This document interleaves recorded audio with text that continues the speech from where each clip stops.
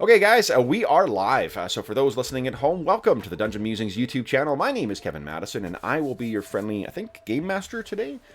Today we are playing Chapter 2 of our Kludge Together campaign, playing Modiphius's Kult, Divinity Lost, using the Pelgrane Press's very cool Dracula Dossier products. Oop, there we go. And the adventure we're playing today is Chapter 2 of the Stoker First Blood adventure from Edom Files. And with me today are the stars of the Stoker First Blood adventure.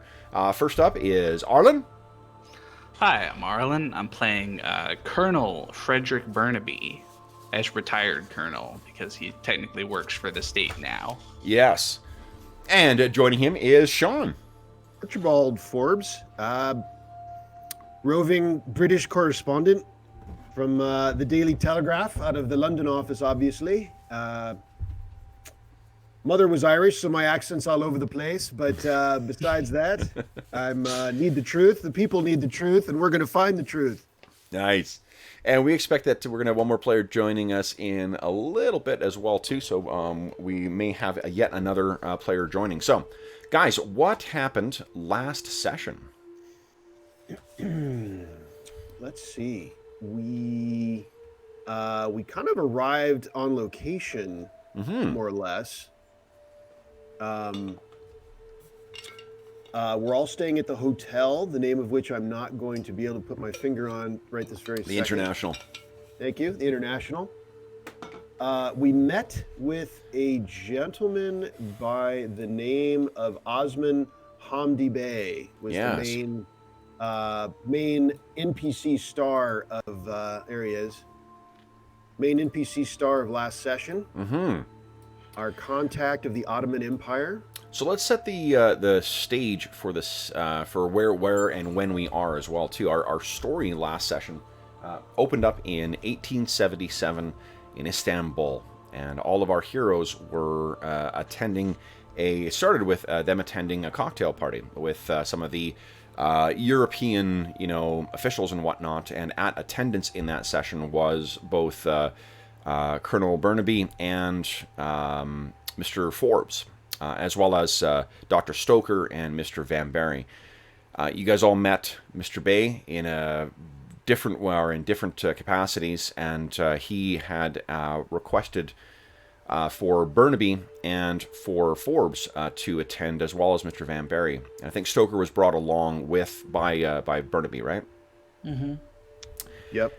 And then what happened when you guys met with? I guess the other thing is to set the sort of geopolitical stage for this is that the news of the day. There were two major items. One of which was kind of a major macro, political, and one of them was a relatively minor but with pretty big consequences back home.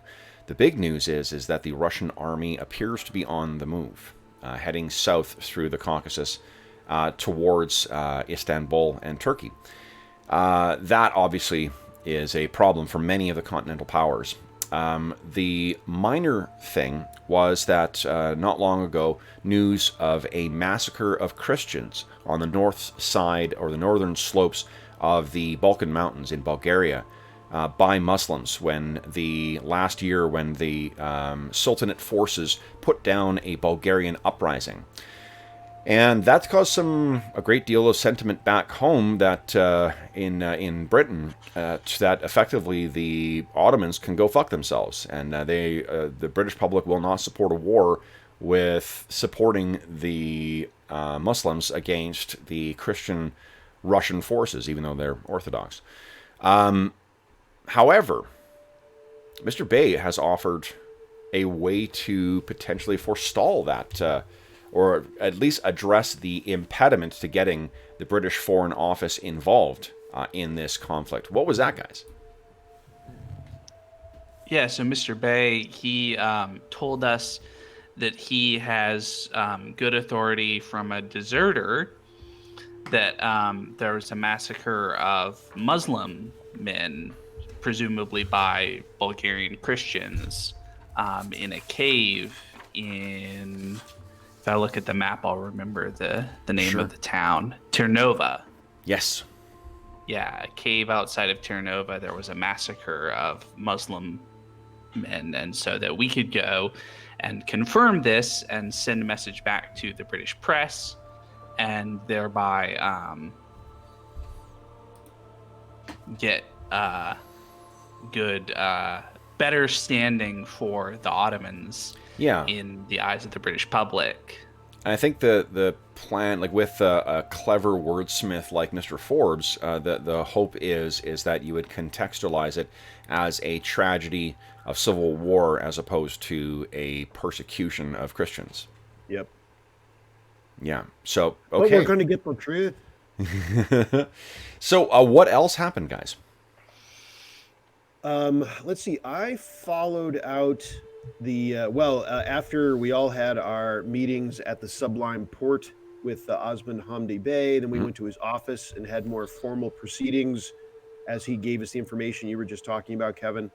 But then I believe the next thing that happened was Forbes was lurking in the International Hotel lobby and followed the colonel out into the streets, who had some business to attend to. And I think I caught up with him after he did his, he whatever he was about, he completed. But then we were set upon by brigands. Yes. And that went poorly, particularly for Forbes, who discovered that his time out of the service has been longer than he remembered. He thought he was in fighting form, and he was corrected on that by reality. Yes. And unfortunately, the colonel was able to keep them out of the fire and drag them back to the hotel. That's right. You were knocked out, right? Yeah. Yeah. Yep. Yeah. It was not glorious for Forbes. He wasn't even conscious to know what happened for his readership. That's worst case scenario right there. Totally. And then I think then he was captured in the room, and he escaped after some brief questioning. Yeah. And then died, and then killed himself, maybe accidentally, I believe. Well, Stoker shot him, right, when he was escaping. Right. Yeah. Yeah, so Stoker shot him, he fell out the window, and he died. And I think where we had left things was with you guys, what do you call it, on the train heading to Adrianople to then carry on to the small town of... one second here. You will be getting off after Adrianople to... Hermanli. Hermanli is about 65 kilometers past Adrianople, and it's, from there you will be making your way. You're meeting up with some Bashi Bazooks, who look like this, guys. Mm-hmm. We're kind of Ottoman irregular troops come bandits. So, right. And they're supposed to be, they have that, the prisoner, the deserter, who says that he saw the cave, and that was Karim Amanguli. The prisoner's name. That's the prisoner's name. I'm just typing it out for you here. Once again. Oh, perfect. Oh, and I already got it wrong. It's Karim Amanoglu. So that's his. That is the deserter who you'll be meeting. All right, then. So since we're at the start of this session, let's talk about one quick thing. So one of the things that is neat about Kult that we talked about at the last time is how at the start of each session we talk about the drives for the session, and that you guys can suggest drives for each other. Oh yeah. Right. So let's quickly take a look at this. I also have a roll to make before. Yes, you do. That's right. So the dramatic hook. Let's talk about the dramatic hooks first, and then we'll make your check to see what stuff you're starting with here. Mm-hmm. So then, what the dramatic hooks are for is that if it's fulfilled, you get 1 XP at the end of the session for it. So that's the incentive to doing that. So in the dramatic hooks, players think of dramatic hooks. They may use the following verbs for inspiration and then finish the sentence with something appropriate. Like, you should finish X, you should reveal X, you should tell X, you should visit X. And examples they give are, you should visit the place where the kidnapper took you, or you should reveal your infidelity to your wife. And I think what we said as an example is, because Jeff had said that Stoker was sort of struggling with the consequences of having taken his first life, that, an example of a dramatic hook could be that he should discuss this with someone, or, something like that. And so we do it for each other, right? We suggest it for each other. Yeah, so in beginning the first session, the player gets to make 2, which I set 1 as your drive. In later sessions, the player receives dramatic hooks from other players and the GM. At the end of a session, when she's fulfilled a dramatic hook, she asks the player to think of another one. So because you only started with 1, can you guys think of a second dramatic hook for each other? And we do it with the omniscience of the player, not the limited information. The player, exactly. Yeah, okay. The player, not the character. So, Sean, can you think of one that Burnaby should explore? And Arlen, can you think of one for Mr. Forbes? And the verbs they suggest are finish, reveal, tell, visit, complete, confront, investigate, or develop. What page are you on, Kev? On page 136. All right. Let's see. For Burnaby, knowing what I do about, in limited amount, that he is involved. You can ask questions of each other as well, too, as to determine it.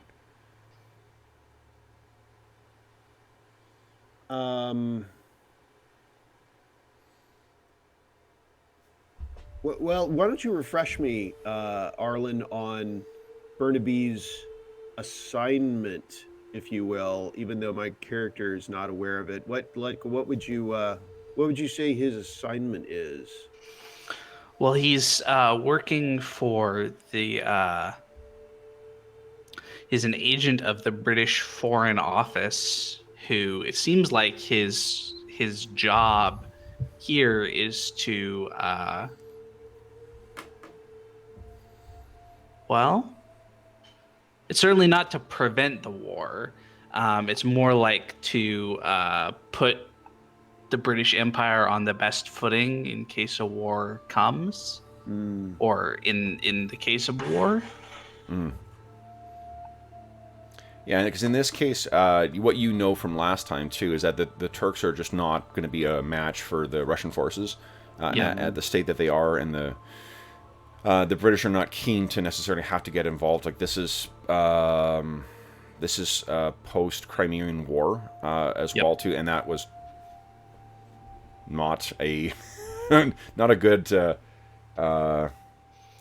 thing to be involved in. Well, I would say there's that there's 2 low-hanging fruit. It strikes me of the lead we have here, and that is to either it would be to visit the location in question. There's apparently the cave that the atrocity happened in. So either visit the cave or confront the witness, confront the deserter, are the 2 that easily come to mind. I think we're going to visit, right? We're not. This isn't a rescue mission on that guy. This is. Are we scheduled to meet with that guy? Remind me, Kevin. They hold the Bashi Bazooks have that guy prisoner. You're supposed to go meet with him and learn. He apparently can take you to the cave, and then you can. I would say confront. I mean, I would say confront that guy. I mean, I know we're going to do that. Maybe that's not high enough of a bar since it's already been scheduled for us. But that's a thought. Confront that guy, and confront meaning obtain, not just meet with him, but obtain useful information from him. Do you think that's enough, Kevin, or does the bar need to be higher than that? No, I'm fine with that. So we think Sean thinks that Frederick Burnaby should confront Karim Amanoglu. Yes. And for those who may be listening who may be Bulgarian or Turkish at home, I apologize for butchering that my pronunciation of the name. I think it's a Turkish name, not a Bulgarian name, but... Okay, and then Arlen, what do you about Mr. Forbes? What do you think? And you can think of it like these can be as myopic, like they can be longer term things, or they can be. And I think that I'm not. You know what? I'm actually going to say no to that last one because that's sort of like something we know is going to happen in this session anyway. So you can't be like, you should take a train. You're doing that already. So it's got to be something that will add something to the. Like I think the purpose of the dramatic hooks is to add drama and to add some interesting, personal elements to it. I mean, that's why I asked if the bar was too low. Yeah. So I mean, it's not so much. It's just I think it's a little too broad. Like it's something that's going to happen already. So if you can think of something in specific about that. Okay, so I've got it then. Let's say reveal. So Burnaby needs to reveal the truth of this situation. So, we've been given this lead, this very specific lead. Did this happen? So between confronting him and visiting the site, Burnaby, is this something to continue pursuing? Reveal the truth. So reveal the truth of this atrocity, whether it's the Ottomans trying to make something out of nothing just to to justify what happened with the Ottoman massacre, as it's known, or if this is real, like this happened, and this actually does change the perspective of the world, whether it should change the perspective of the world, and something that the British institution should know about. So, sorry, I'm just going to back up, because again, like that's sort of the purpose of the adventure. I see. Right. So what I think that the hooks are, like the examples they give here are so like. I've got an idea. Sure. Okay. For Forbes. Okay. I think Forbes should reach out to Stoker as a way of thanking him for patching him back up after getting beat up. That I think that Forbes needs to make a sort of overture to Stoker, because Stoker is the one who saved our asses after we got hurt in the fight. Yeah, so the examples they give here, Sean, are like, you should visit the place where your kidnapper took you. You should reveal your infidelity to your wife. Those to me seem more personal and more character associated and more peripheral to they're the B plot as opposed to the A plot, which is the adventure. And I think that's the intent of these things, is to add a little more texture to the story beyond what's going on. Gotcha. So like as a contrast, what you could say is that I think Burnaby should check on Stoker. If Stoker is his like mentor, he seems pretty fucked up over having killed this guy. I think Burnaby should check in with the group as far as how much he should reveal to the group about his mission. So at this point, if I recall correctly, it's a little shadowy. So how much I think Burnaby needs to he needs to develop his relationships with everyone on a deeper level. So pick one let's person. Just go all the way and say he needs to have his thing be he reveals that he's working for the Foreign Office. Okay. Right? To the party. Okay. Right? That's his driver's goal, or whatever we call it. His dramatic hook. That's the term. Yeah. Okay. Cool. Hey, and look at this. On command.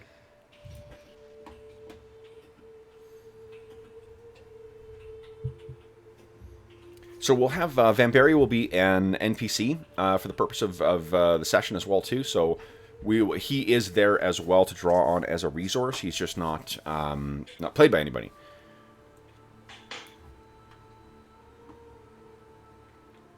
And I think because Jeff has hey, what's going on?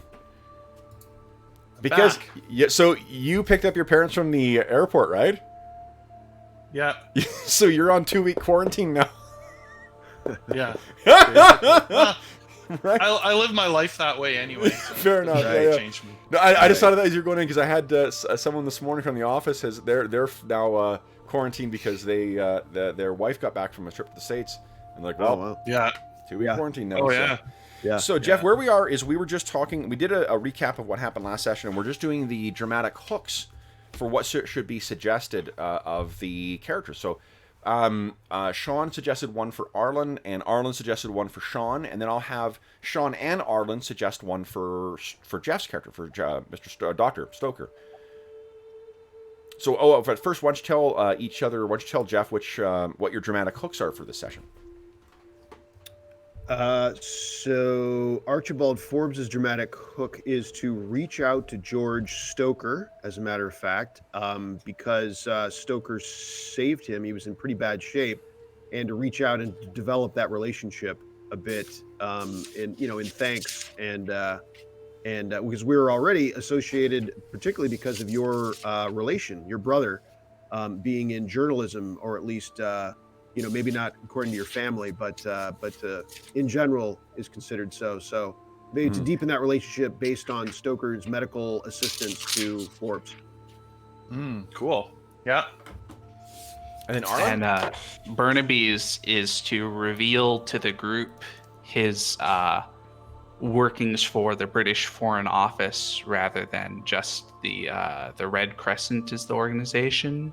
Yeah. Yes. Right, that we're working for right now. Yeah. Yes. Right. Okay. And so, what do you guys suggest for Dr. Stoker? Do we go with that one that we had talked about, that he needs to talk to someone about the consequence of taking his first life? That sounds a good one. Yeah, I think that's a good. Okay. Confront that situation. So then what that means, Jeff, is if you can add that, I think there's a space on your character sheet for dramatic hooks. One of them should be your drive already. Let's see here. It's probably on page 2. Quite possible.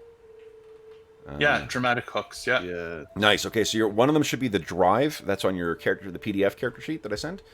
And then you can add the second one. And once you guys satisfy one of them, then at the start of the next session, we'll come up with a new one. Cool. Okay. So then, guys, let's. There is Mr. Forbes. You have, at the start of each session, because of your authority, we're going to get you to roll charisma, please. Charisma. And so guys, one last thing before we dive into this. I can't find anywhere in the rules for how you actually heal wounds, but I'm assuming what it means is that it's by the fiction. So those of you who have suffered wounds, they are treated right now. Like, you see there's a little box that says treated. What I think you do is we're going to add in a description of, oh, nice. You're going to add in a description of what those injuries are. Because I think, who suffered? Forbes. Forbes did? Suffered worse, but Burnaby got one wound. Burnaby got one wound, okay. I wrote in a cut on the arm. Nice, okay, and it's been stable. Yeah, exactly the way you did it is how... perfect, yeah, you guys have done it already. So those are still there. And then I think that... so what that means is just you're closer to being more seriously injured. And then that will have to heal during sort of narrative time between adventures. Okay. So I can't find... I think there may be supernatural powers that will allow you to do healing, because there's a lay on hands... special ability, but we're not really playing with you guys having those supernatural powers, so because I'm a jerk. Let's see. And it just transfers wounds. It doesn't actually... Lay on hands transfers wounds to the person using it. It doesn't actually get rid of it. Bad ass. I take it back. You guys can have that. All right. So then, where we last left our... so no one else has any at the outset of play rolls to make, do they? I don't think so. We already did mine. I got a 10. Nice. Oh, so 10. During this game session, you can choose 2 options. Okay. And I choose those at the time, yes, right? Yeah, you can just choose them at the time. You don't need to... cool. Yeah, to make those choices ahead of time. And then... whenever you investigate... Whenever you roll... Okay. Yeah, Burnaby, you're good. Okay. So, guys, I think the session opens then... on a train. Right. So you guys are heading off towards... oh, nice. Whoever put the book in for player's notes, that's awesome. Yep. So Adrianople is your destination then, guys, and it will take you... It is, I believe, it's a couple 100 kilometers away. So tell me what's going through your minds, guys. What's happening on this trip? The first thing that's going through Forbes' mind is he wished this train was a little more cushier because his stab wounds in his side are throbbing with every track. Yeah, like, yeah. It's just like the whole train's kind of. I mean, there's no fear of the train just kind of wandering off the tracks, but he's like, seriously, like, in Britain, this would be a far more pleasant journey. Well, to be honest, so you guys are probably in the nicer. There were some other images I found that were of like the dining car, like the places where you guys would be traveling, where, to be honest, the Europeans would be traveling. So it is a much more like horror, not horror, but Murder on the Orient Express is closer to the look of what you guys are traveling in as opposed to what's in the illustration. But I think this is an awesome illustration also to show what the rest of the people traveling in this train will be traveling like. And Forbes' thoughts may not even be true, but he's just a little ornery right now because his side is throbbing. Right. Yeah. Okay, and the trip is going to take you 160 kilometers from Constantinople, from Istanbul to Adrianople, or Edirne. So, just what do you guys? What happens during the trip, or has anything happened of interest during the trip?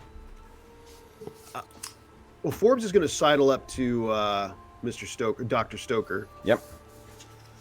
And at some point, maybe I don't know, it might be just long enough of a trip to have Dr. Stoker to check the bandages to make sure it's not bleeding a little bit. Sure. Check the work, which gives Forbes a chance to.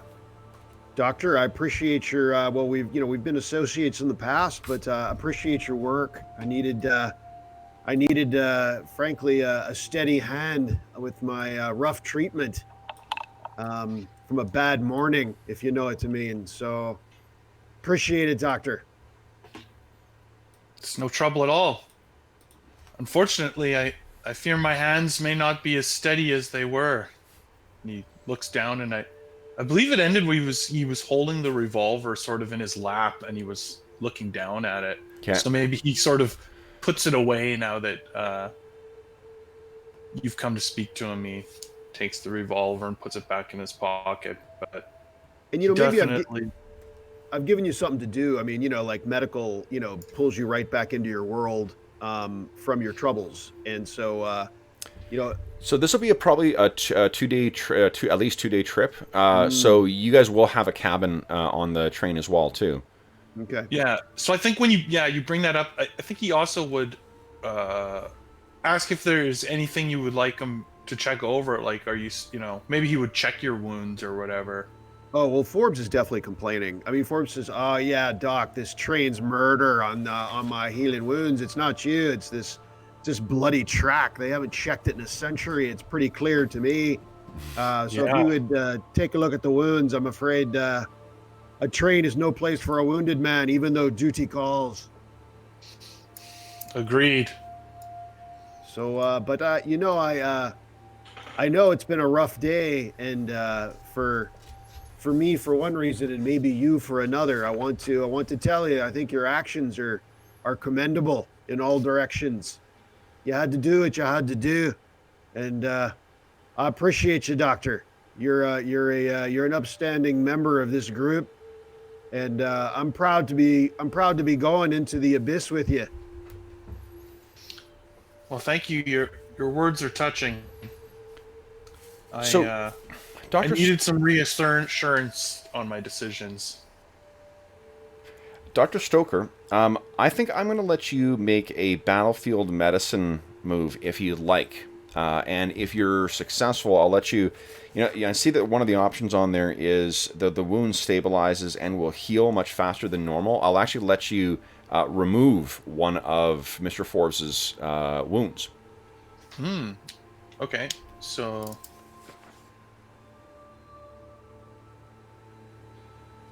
What's the actual roll? So the actual roll is reason. Reason.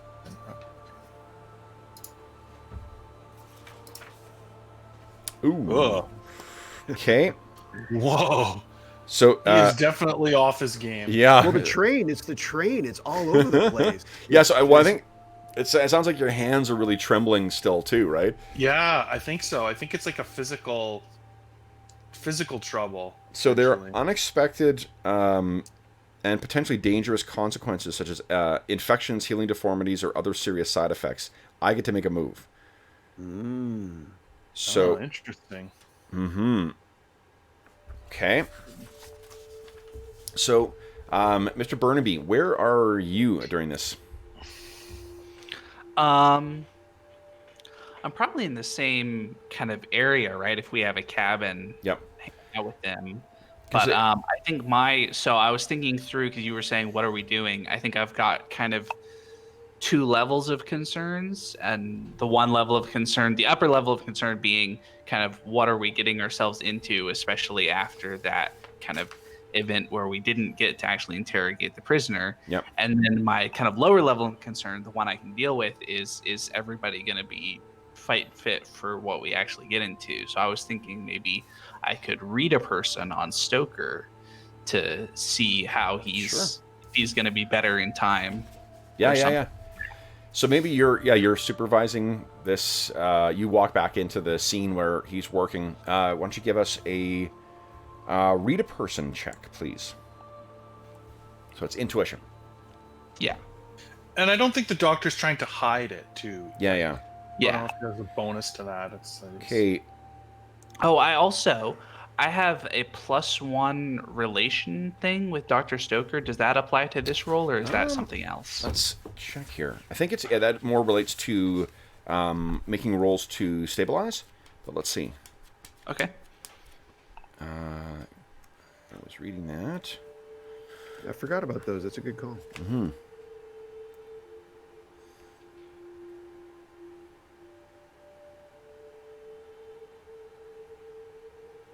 Oh, it would move me from a 13 to a 14, so it's still just It's really one question. It's a good question as to whether or not it. So it helps you with regaining stability. Helps you with avoiding harming them. I think I'd give for this particular thing I'd give you a +1 to that, but Okay. Well, like I said, 13 to 14 doesn't actually change the end result for the read a person move. Okay. But yes, so my read a person question for Jeff is Dr. Stoker going to be if we get into a fight, is Dr. Stoker going to be able to handle himself in the future? Ooh, that's a good question, actually. Yeah. I think that he hopes he will be able to. If I'm supposed to answer this truthfully, today he's uncertain, but he believes he will. So I don't know how that answer plays to you, but No, that's good. okay. Yeah. So I think maybe you're, and you guys can reject this if you don't like, but you're actually like checking the stab wounds when you are you going to be okay to do this? And you kind of accidentally apply too much pressure to Mr. Forbes, and he's like, hey, Right. Using the whole fist, Doc? yeah. Oh, I'm so sorry, Archibald. I'm very off. It's all right, Doctor. It's a tough day for all of us. You've been through a lot. There is a knock at the door. Seems like that falls on me to get it since Colonel. the other two guys are indisposed. I'm busy bleeding, so you... Okay. Yep. So you slide the thing open, you can hear the sound of the car, moving outside, and the porter. It's a porter, Turkish man, who says, hands a note and says, message. It's got a number on it, and he says, message for you in the from the telegraph. And he says, he gestures down to the. There is a car that is sort of in the what do you call it? It's not the baggage car, but it's closer to the back where you can. They collect the when they go into a station, they grab all the messages and then they distribute them. It is unusual that you have to go and collect it, but the porter kind of turns and then he waits, I guess, for a tip and then heads away. And it's for you, Mr. Burnaby. Or Colonel. Okay. Well, then I will say, gentlemen, it seems I've got a engagement to attend. Message and all that. I'll fish around for a small coin, Kevin, if knowing that it'll be expected. I think you're sort of being treated still by Dr. Stoker, so I think just Burnaby... in case Burnaby doesn't have one, like a small token coin, that for a tip. Oh, I'm assuming he did. Yeah, like you guys are all English gentlemen, so you would know the appropriate, Yeah. This is not like me who only carries around a credit and debit card. So, I got no cash. Right. Yeah. So, you head down and you pass, a fairly... You go from the kind of the European section, as it were, or the wealthy Ottoman section of the car down to the section of the car where there are... what do you call it? There are... to the sort of the rougher section, I guess, and then through that, very much the kind of what you can see in the illustration or the picture from below, and you make your way to the back, and it's sort of a you can picture it like a baggage claim type thing where there's like a wooden kind of hole or whatever where you can like talk to the person and they can go back and get if you need to get something out of your luggage. At some point, they would go back and collect it for you and bring it back. So you walk up and there's a little bell there and there's no one standing there, and you look down and you can't see anyone, although you can hear people somewhere in the baggage car, and you can picture there's like an aisle or like a walkway that leads down through the center, and on either side are all the big shelving units with webbing and stuff to keep the luggage secure, and they're full of stuff.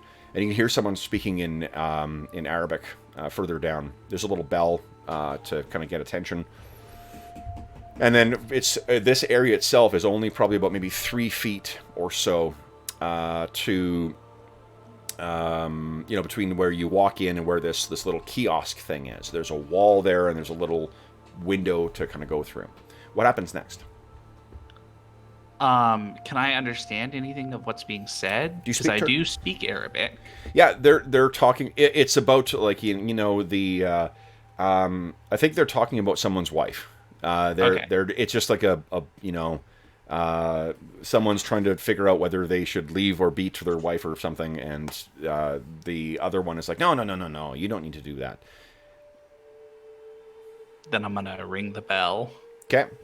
You ring the bell, and a guy comes over wearing a kind of slightly scruffier uniform of the line. Yes, sir. He's a Turkish man as well, too. Yeah, hold up the paper with the number and stuff and message. Yes, sir. Very well, sir. And he heads over, and he looks to the side. You can't really see where he's looking, but you can hear him kind of moving around. You think maybe there's probably like this kind of slots that you have to keep messages in. And he looks at the number again. Just a moment, sir. And he heads to the back, and you can hear him having a kind of a hushed conversation with someone else back there. And then the guy comes back, and he says, "It will just be a moment, sir." And you can hear the sound of like a door being slid to the side, and a door being slid, so someone's going deeper into one of the other thing. I guess you could probably see that they've gone deeper into the back of the train, the next car back. What do you do? I think just do that kind of classical without even saying anything, almost like, visibly drubbing my fingers on the edge of the kiosk thing or something like that. Make it clear that I'm impatient and not prepared to wait for too long. But yeah. So you wait for a little bit, and it is probably about maybe 5 minutes or so before you hear the sound of the door being slid at the far end of the train, and you hear the sound of the train moving along the tracks, and then it closes and muffles it a bit. Someone walks up, and kind of they walk up to about halfway up the car, and kind of like to the guy. He heads back to talk to him. They again speak in hushed tones. He comes back, and then he reaches up and says, "Okay, and here you are, sir." And you Problem with the message? some confusion. Some confusion is all. Very well. And is it like a pack or something like that? No, it's a little folded piece of paper. Okay. Well, then I'm gonna look at it right there and see what it says. So you open it I'm up. gonna do it in such a way that he can't see what it says. Sure. Right. It is addressed to someone named Elizabeth Sherman, and it says that Lizzie, Papa has taken ill. Return to Istanbul post haste. Signed, Kiki. Is that some sort of code from the Foreign Office? Nope. And the man is looking up at you as you read it. Kind of like he's waiting to see if you're gonna leave, so he can go back to chatting with his buddy, I guess.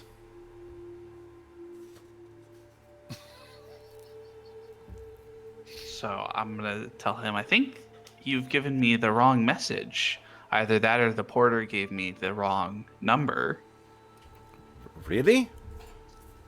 And he gestures out like, well, let me see. Sure. Takes it.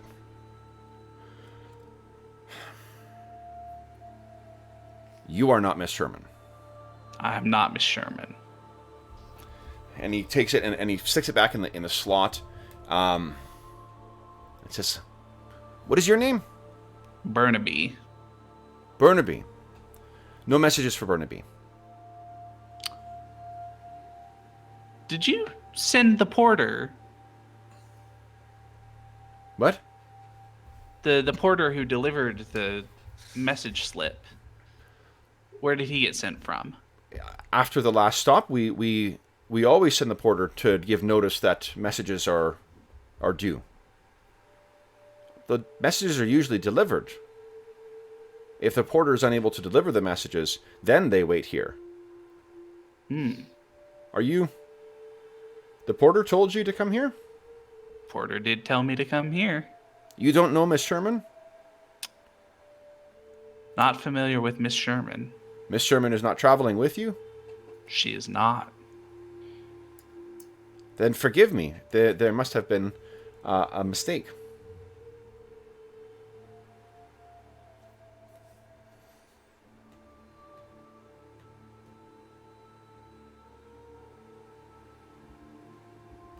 I would like to try to read this guy to see if he's telling the truth. Sure. So that is a roll plus intuition. Yep. Nice. 13. So you can ask me one question.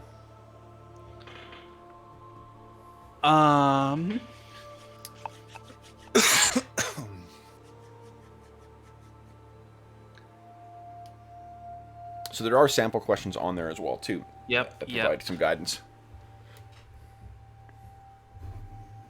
Let's just do... I mean, the first one is, are you lying? So is he lying about my message? Oh, yeah. Yeah. Yeah, I kind of gathered that.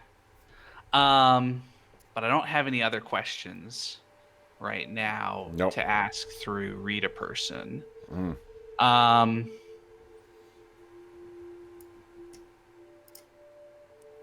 You can still feel free to roleplay with the guy. It's just that, yeah, there's a reason I'm not giving you any like tone or whatever else apart from just my own smug nature. So,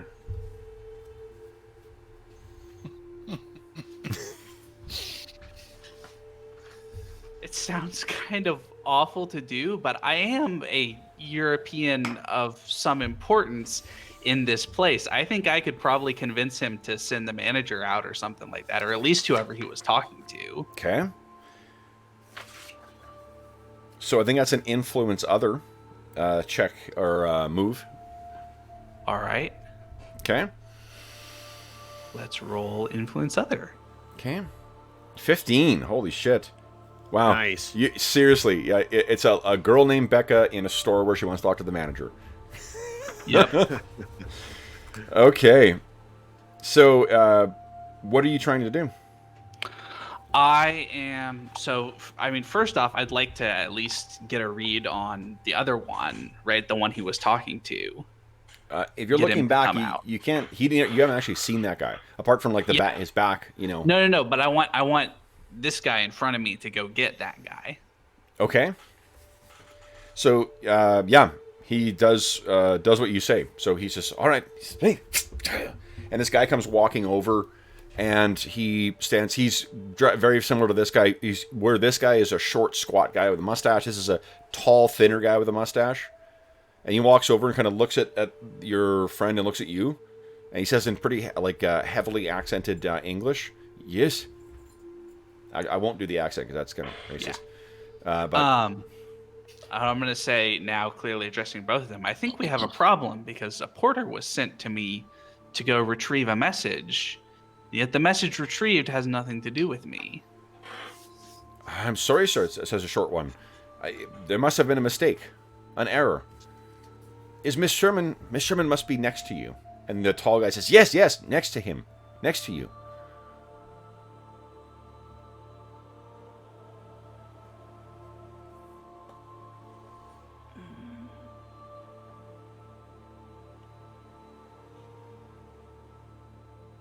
All right.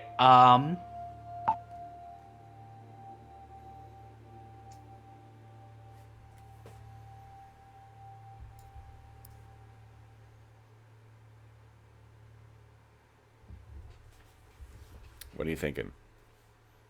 So I'm trying to figure out a way to kind of give him a sort of "do you know who I am" type thing. Yeah. Like, I think you've done that. Yeah. Thus far, it's just they're porters on a train, or they're baggage people on a train. So I'm not sure what more are you thinking of trying to get out of them? Well, is there any chance that the messages were tampered with by someone else? Who has access to the messages? They sort of look at each other and say, "I don't know what you mean." Well, I'm expecting a very important message from some very important people, and it would be... So there's about 5 minutes of them talking to each other in Arabic as they're sort of like, you can hear them fiddling around with the slots where the messages are, and they say at the end of that whole production they say, "Sorry, sir, sorry, no messages for Burnaby." How about messages for a man named Mr. Forbes or Dr. Stoker? Are you Mr. Forbes? I'm not. You are Burnaby. I'm his boss. I think that this is where your ethnicity will play a role in here. So they kind of look through. No messages for Stoker. No messages for Burnaby. For Burnaby. Messages for Forbes? No messages for Forbes. You're sure you're not Sherman? I'm very sure that I'm not Sherman. They're not Sherman? Neither of them are Sherman. Neither of them are Liz either. A mistake. Wrong door. So sorry. So sorry. Very well. Okay. So you turn, and the two of them are still standing there. Like you walk over to the 2 steps it takes to get to the door. You throw the door aside. There's that little passageway between the two, and you spare a look back at them. You step out and close the door, and as soon as you do, someone kicks you from the side, and you find yourself hanging off the side of the train. So, what I need from you is to avoid harm, please. All right. Avoiding harm with reflexes.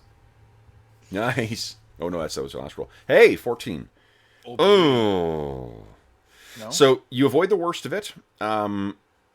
but you're in a bad spot right now. So basically, you're hanging off the side of one of the little like poles or whatever else that's on the side of a train. You kind of you can hear it creaking and getting ready to give way. You spare a look over, and you can see that there is a man dressed very similar to the men who attacked you in the alleyway, who has somehow swung down from the side and kicked you and sent you off. You can see as well too that the railing that would normally keep you safe has been broken away. So this was clearly something that was contemplated as you were going in. What happens next?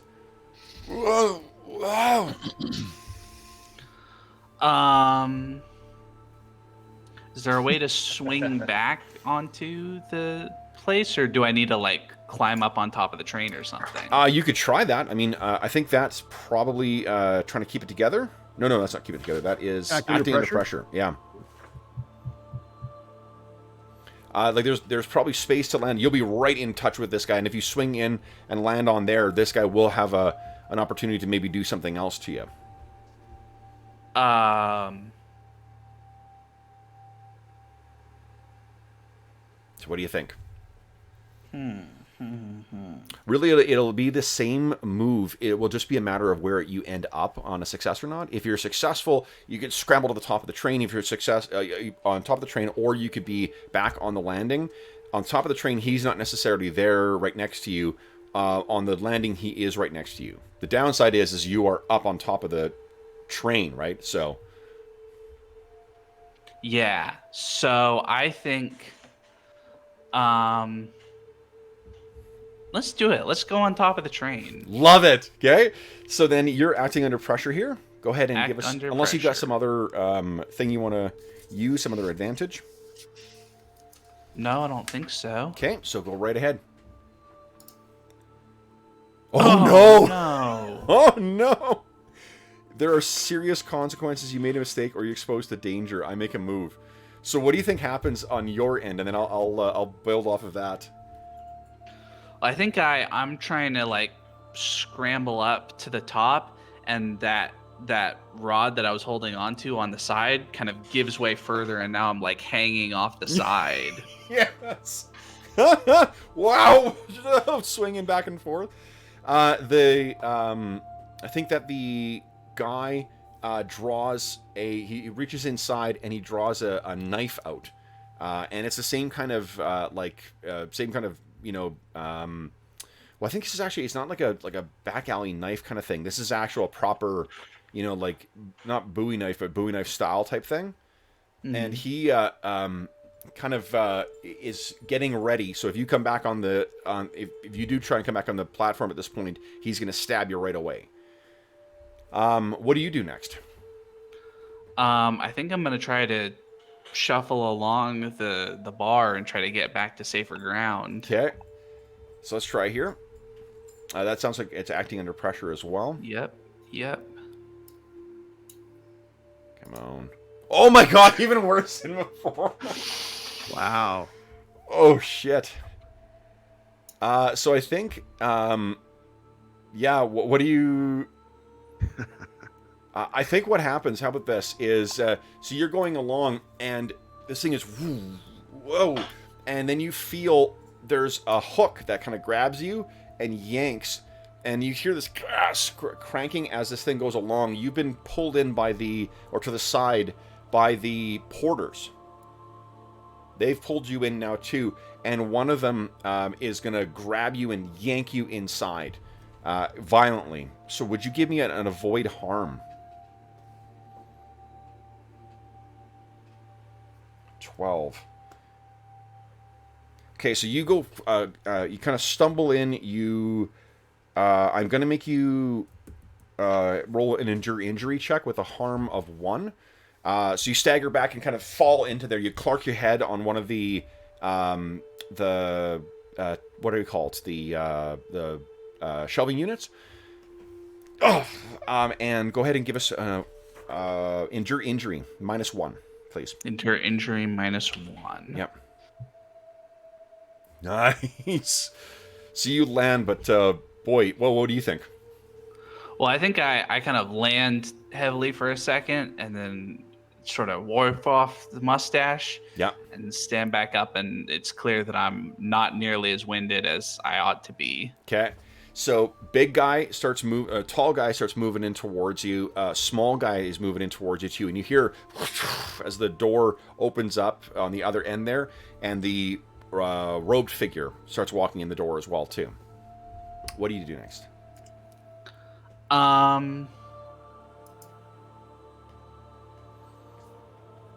Guys, is it me or has Burnaby been gone a long time? Oh yeah, That's exactly what we're thinking. we were chatting. We've been in the chat the whole time, wondering where the hell the Colonel is. Yeah. So let's. Yeah, Dr. Stoker, you think the Colonel's found the bar car, do you? I think he's having a stiff one without us. So you guys hear a knock at the door? Good. Some dogs go bananas with the knock. Emmy used to go berserk. Anna seems a little more chill. But you hear a knock at the door. I think Forbes, maybe you're getting dressed again. Yeah, George will go to the door. Yeah. Use caution, Doctor. I don't like too many knocks at our door. I got to be honest with you. In a foreign land like this. Okay, so let's just... Who's there? Porter. I'm going to... I think at this point... Let's just back up, guys. Why would you have any reason for being suspicious of this? You, as the players, know this. A porter just delivered a message a moment ago. Well, I will say this, because this is the same. I know, like, I think a little bit comes into the fact that, you know, in real time, we haven't played for 2 weeks. Yeah. But this is the same day. I'm trying to hold my guts in right now. I mean, this is the same day that I just got attacked in a back alley. And I don't think there's reason to think that was random. I mean, I think we've all determined that was on purpose. Yeah. And that's this morning. Okay. That was this morning. You know what that sounds like this has been weighing pretty heavily on you. I'm going to get you to make a keep it together roll. Okay. Okay. So I was just asking who it was. I didn't do it. I mean... No, that's fine. If Sean's character, if he's got, I think his character is that keyed up about it, then we will check. Right. Oof. Right. As far as what my character was doing, he was just asking who's... No, and that makes, you know what? So, Sean, you can tell me... Oh, hold on. Strain is too much for your mind. You're not getting life-changing trauma from this, but I'm actually going to give you scared at so -2 stability. I didn't realize how much this was playing on your character, but yeah, you're just like wait, hold on. Yeah. Okay, and Dr. Stoker, you ask, and it says it's the porter. Forbes is still kind of like, no, wait, hold on. Mm. And I'm more groaning than anything. Like, I'm not necessarily going to do anything useful, but I'm like, what, you know. Well, your caution is proven to be merited because there's a smash at the window as a robed figure comes in through the side of the train, and then there's someone who's now trying to force their way in through the door. And Dr. Stoker, you're there. Let's do this. Dr. Stoker, would you give me I think it's an act under pressure check just to see if they get through the door. Yeah. And then we'll cut back to Burnaby in a second here. Holy shit. There you go. Yeah. So yeah, they're not getting in this door, Dr. Stoker. And Forbes, this guy has... I'll let you take one move before we cut back to Burnaby. This guy comes up, and it looks very, as I said, with the one attacking Burnaby, this seems very similar. And he's already in the cabin, right? He smashed through the window. He's in the window leading outside. He's come from, like swung from the top and in through the window. What are you doing? I am... I'm checking my...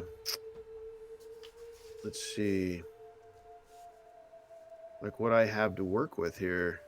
Well, let's not worry too much about what's on the character sheet. Let's figure out just in the fiction what you want to do, and then we can interpret that as an action.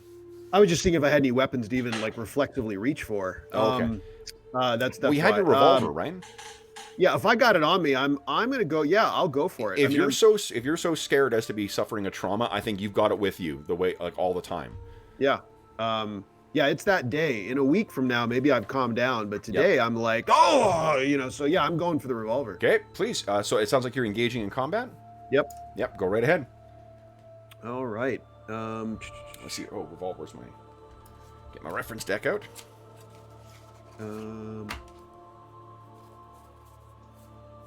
Engage in combat. Right, violence. Got it. Yes. No modifier? No modifier, no. Oh, you were -2 from stability, I think, doesn't it? Oh, good point. Ooh, boy, there you go. Oh my god. Did I shoot Stoker? Your attack doesn't go as anticipated. You might be subject to bad luck, miss your target, or pray...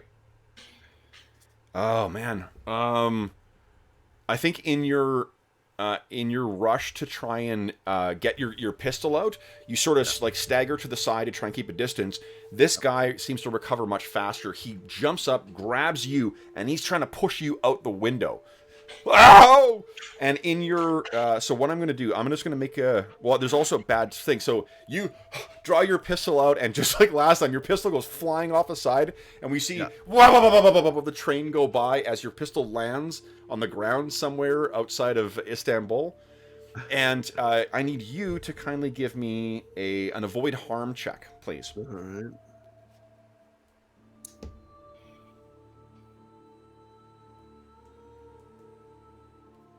Oh no! Oh no! I think that... Let's see here. Oh gosh, so we're gonna need to make an endure injury check. But you're also like the bulk of your weight is outside the window right now. And Stoker, you look over and see this. Give us a avoid injury check there, Sean. All right. I'm gonna change the music. Endure injury or endure injury, right?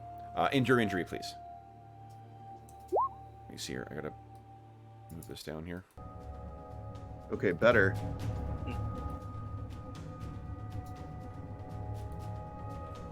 Nice. 16. Okay. So yeah. So what do you think we see as you're you know, even though there's broken glass, even though there's this guy's manhandling you, what do we see? So the gun goes flying out the window, right? Yep. You finally pull it out of your pistol and yeah. So he slams me. The gun goes out the window. I think so basically then I'm trying to prevent myself going out the window, and barely prevent that.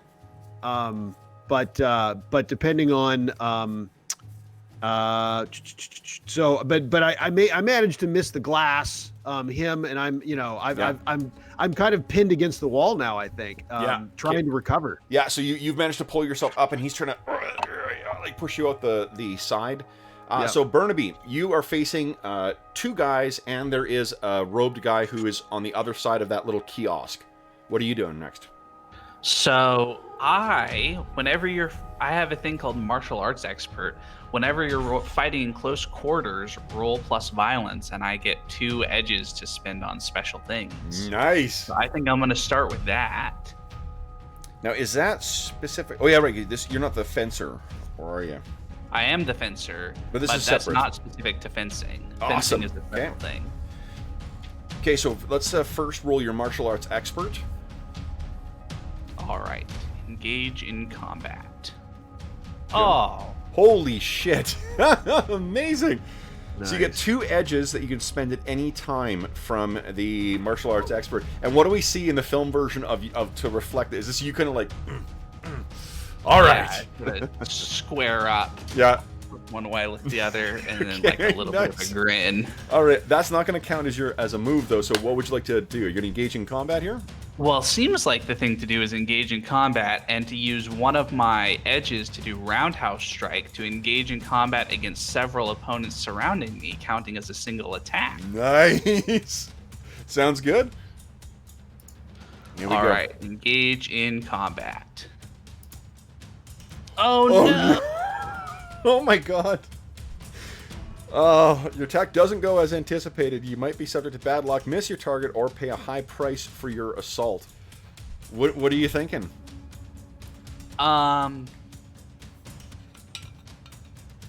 So I kind of fixated on pay a high price for your assault, that it seems like these are 2 porters, so I could probably take them, but in that time, I'm guessing that the guy with the knife can come up and get a couple stabby stabs in. Well, he's got to come in too. What about this? What, like, to not take away from your character's badassitude, what if, like, as you get up, you're like, all right, and you start going to get in and you realize your coat's caught on something and you're kind of like, whoa, like straitjacketed by this, and then as they run in, you're trying to like chip, trying to get yourself free of your jacket. Sure. Okay, that way it doesn't take away from just what a ass kicker your guy normally is. I think what it means is you get your jacket off, and the price you're going to pay is that your pistol is also in your jacket, hanging from the thing, and now they're between you. You know, you've got your fists up, ready to Queensberry rules these guys, but your gun is on the far side of them. Dr. Stoker. Oh, and you see also the guy who you've been the other one, the robed guy. He runs forward and dive rolls through the little kiosk window, comes up, his knife at the ready. So now you have those two guys plus this knife guy. Stoker, what are you doing? There's still that guy trying to get in through the door. I think Stoker at this point has pulled out. He would go to pull out his gun and fire it in the air and yell at like, "Everybody stop!" Okay. Or "Don't make me shoot," or something like that. I don't know. Sure. So I think I think that's going to be an influence other, but I am going to give you a -2 to that. Because they're, -2, and then we'll see what comes from it. So you fire up. Ooh. Does that include the -2? Yes. Okay, good. So then that is -2, yeah. Yeah, basically a warning shot. Okay, so the guy kind of stops trying to force Forbes out the wall. I'm gonna go with gives. GM choose one. Gives in for the moment, but will change their mind. So they sort of, they've stopped for the split second. That at least has caused the one to pay attention to you, Mr. Forbes. Forbes has an ability called Improviser. Yep. He'd like to try that. His idea is a makeshift weapon. He's in a bad spot, and my thought is he's eyeing the perhaps the beds are fold down. They fold down like in a cabin. Yeah. He's going to try to ram fold the bed up into this guy. Yeah. Hit him with it, kind of in James Bond style, or whatever. The bam, bam, bam. From a bad spot. Awesome. So give us it's a coolness check, please. Coolness. Come on. There we go. Not too bad. So you choose one option, which is what you wanted there. So the makeshift weapon. Yeah, and then go ahead and give us a violence check, please. This will be your engaging in violence with the harm 2 weapon. Yes. Come on. Oh, God dang.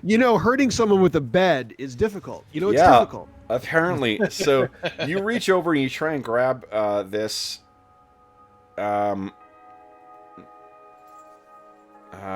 thing, and I think that I'm looking at the wrong thing here.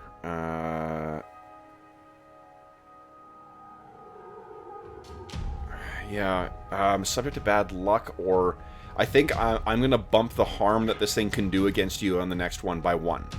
Okay. You sort of opened up, and this thing this I keep saying thing, this guy or the attacker, he looks over and sees you. I need let's see here. Well, they're all going to be paused and not doing anything this round because Stoker has bought you a second with that. But you're in a bad spot there, Forbes. Burnaby, what I need you to do is 2 of those guys are charging in on you now. I need you to avoid harm on it. The knife guy's not engaged yet, but there's the 2 porters who are trying to tackle you. All right, avoid harm. 10. Okay, so you avoid the worst of it. I think one of them does get you're able to kind of keep some distance between the 2 of them, but the little guy gets a good shot in on you. Can you give me an endure injury with against a harm of 1? So -1.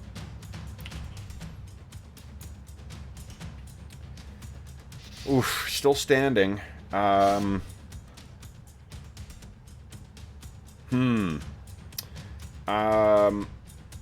I think. Let's see here.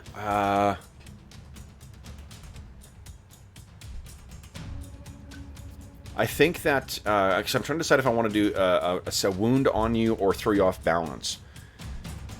Do you have any thoughts?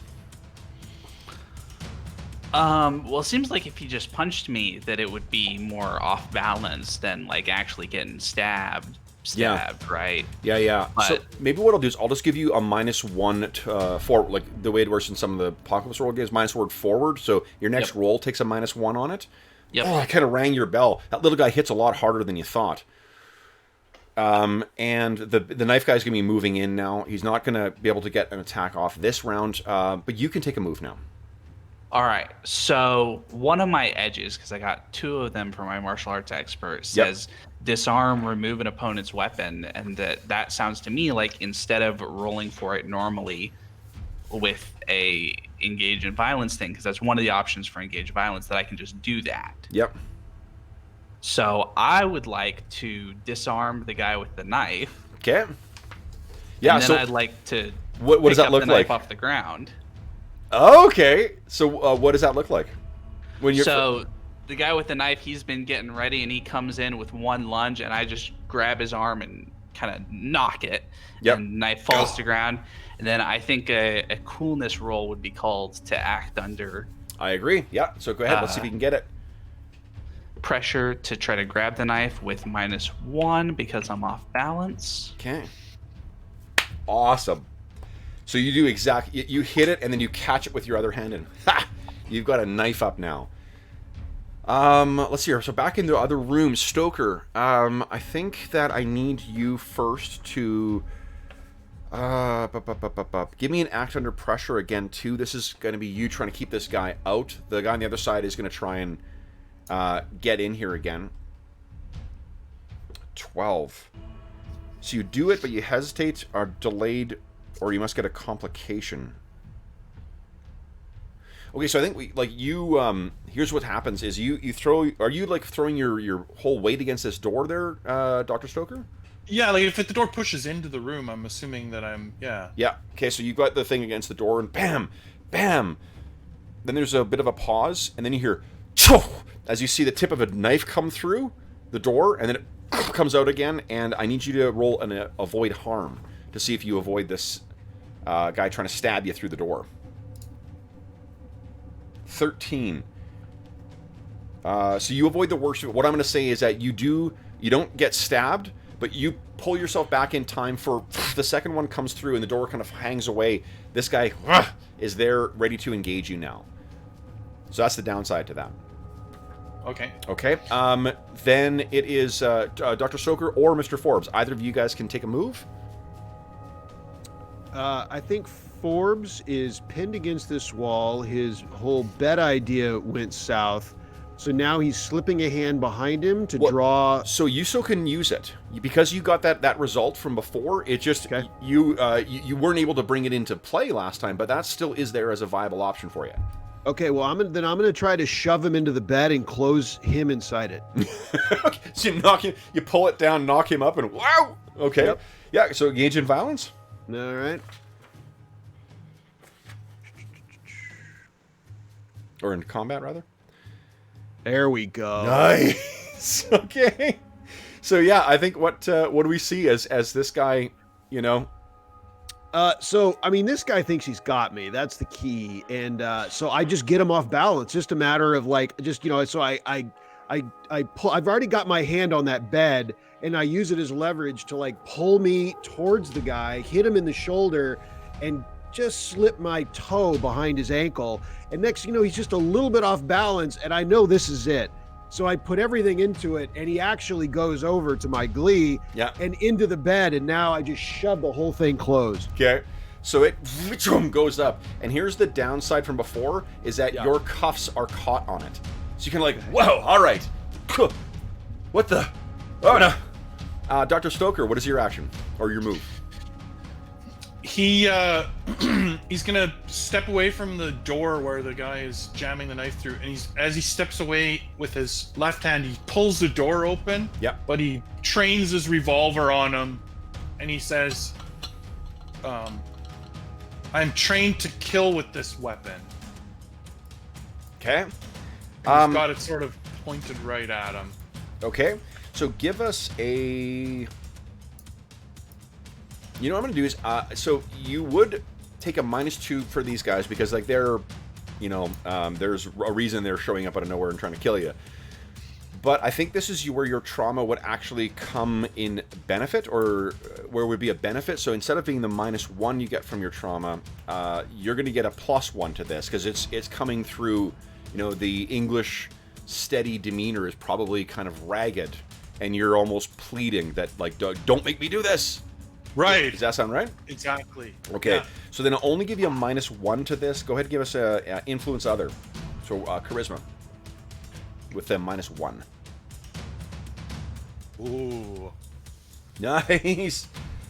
So yeah, he stops and then kind of looks over and sees, you know, Forbes sort of like fumbling and trying to keep the bed closed while still attached to it, and he goes running off down the hallway. So back to Burnaby. Burnaby, you have this knife in your hands now. There are the 3 of them before you. What are you doing? I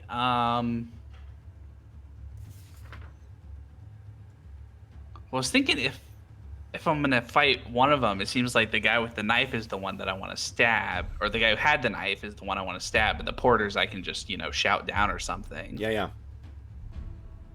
So I think it's just engage in violence against that one to try to stab him. Engage in combat. Okay, sounds good. You're already right in one with this guy anyway. No. So you inflict damage, but at a cost.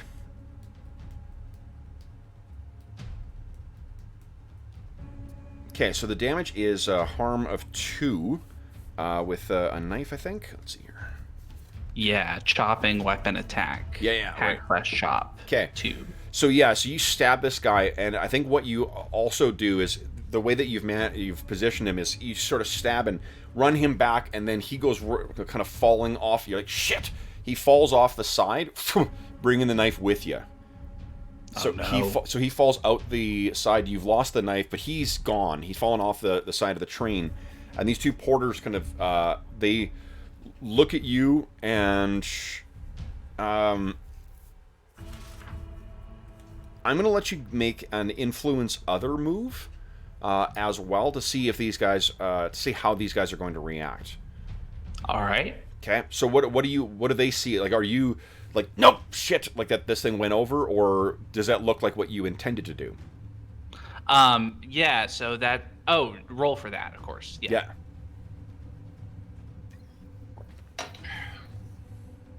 Okay.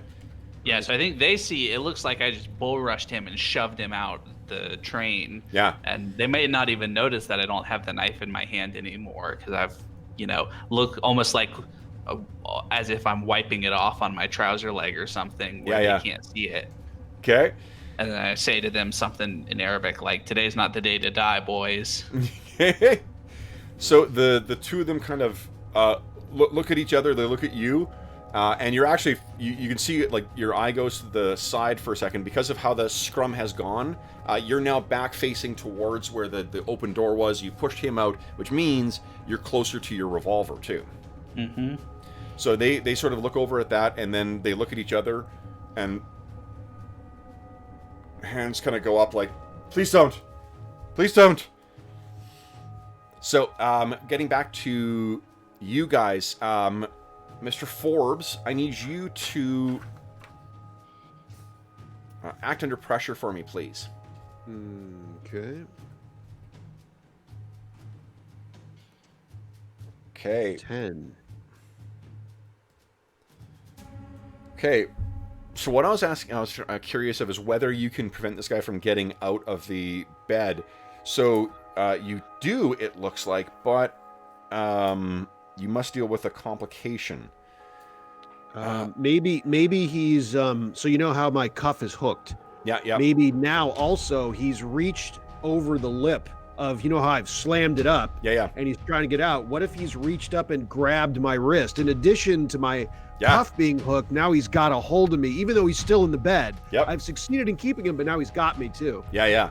I love it. Okay, so you're just, what is Mr. Forbes doing at this point?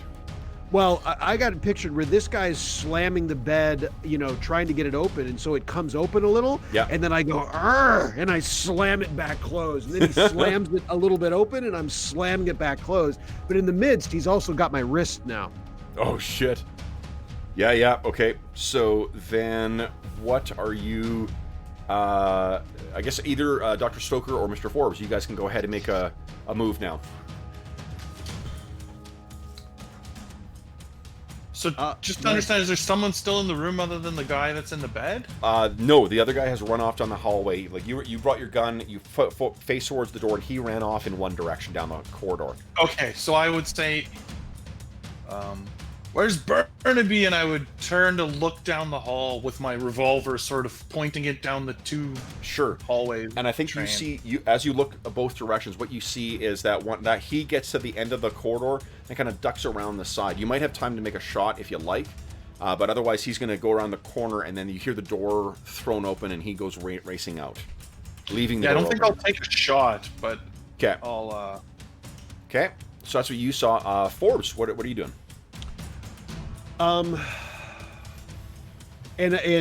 do I, without too much detail, I can tell that the doctor is still basically in my sight. Yeah, he's run out. He's looking outside the door right now. But I can still see him. He's still framed right there. Yep. Yeah. Okay. Well, I'm going to basically hold. I'm going to be. This guy's got my wrist. I'm going to be focused on keeping him bottled up in there. Okay. And Forbes is going to be yelling something almost unintelligible because it's so deeply broguish now because I'm upset. So it's some ridiculous, barely English, Scottish nonsense, but that maybe Stoker can barely make out. Shoot this son of a, I don't know what a Scottish curse is, but, shoot this cur of a dog, doctor. So I've already made you act under pressure, so you're not going to have to make another roll to do this. So you sort of keep this guy in, and he's not trying to, like, pull you up there as well, too. Yeah.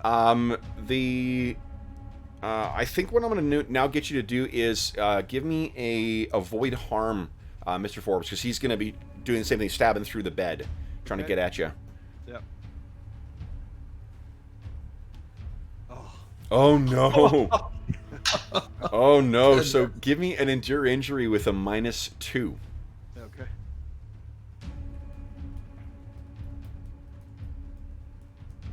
Come on. Oh, no. Holy crap. So, Sean, you get to make the decision here. What happens? Let's see here. I mean, there's one obvious, comic way to end this, which the bed slams down on you, knocking you out and freeing this guy. Oh yeah, no, that's a good one. Okay. Yeah, so I'm like, because it's just it's somewhat not quite comical, but it's clearly so physical where the bed slams open, I slam it closed, he slams it open, I slam it closed, and it clips me. Like I get underneath it and I'm just knocked clean out and I go sprawling. So I'm sitting on my ass across the room where I got knocked back and I'm just out. I'm leaning against, kind of bleeding in my wounds and just knocked out. Okay, so you hear this from behind you, Dr. Stoker. You look around and you see that. What do you do? And this guy is now one of that robed figure. So I'm back in the room and I've got my revolver trained on the bed. Yeah. Well, then the bed has fallen down. The guy's on top of it. The robed guy has his knife still in his hand. He's getting up and is gonna. He looks like he's gonna either attack the unconscious Mr. Forbes or perhaps go after you. Okay. I guess I will fire. Okay. My weapon at. Yeah. Okay. So I don't know what that is. That's the engage in combat. Engage in combat. Yep. Yeah. All right. Here we go. Oh, and now remember your options here are you can also go overkill, which has a harm of 4, but it takes up all your ammo. No. Oh my god. Oh no. Roll so many 10s and 1s. It doesn't even seem possible. So the attack doesn't go as anticipated. You might be subject to bad luck, miss your target, or pay a high price for your assault, and then I make a move.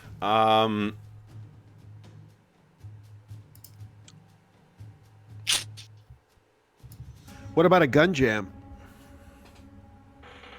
Well, I think He misses for sure, so you're not going to hit. So Right. that'll be that. I'm just trying to decide what my move is going to be. I think this guy's going to jump out the window. He's going to kind of do this acrobatic thing where he jumps out the window and swings himself to the side of the cabin. And Stoker, it's probably because you were so reluctant to shoot before that you're just, maybe unintentionally firing blind. You're a pretty good shot otherwise. Right, absolutely. Yeah. So what happens next then with Mr. Stoker? Forbes is unconscious.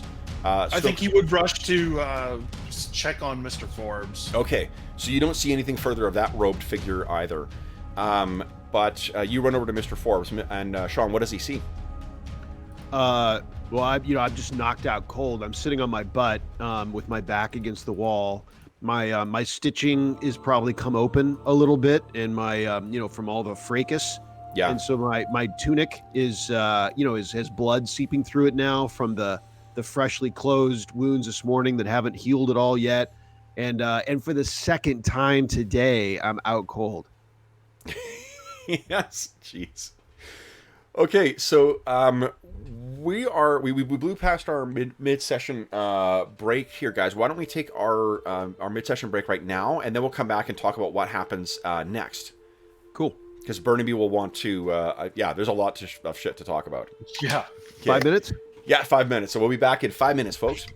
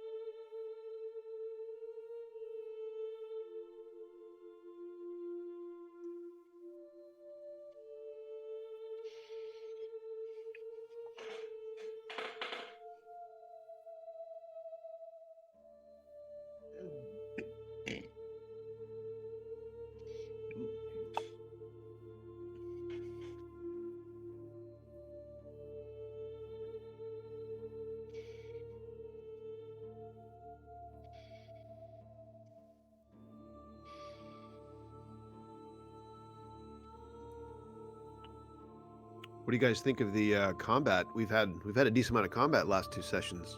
What do you think of the system? I mean,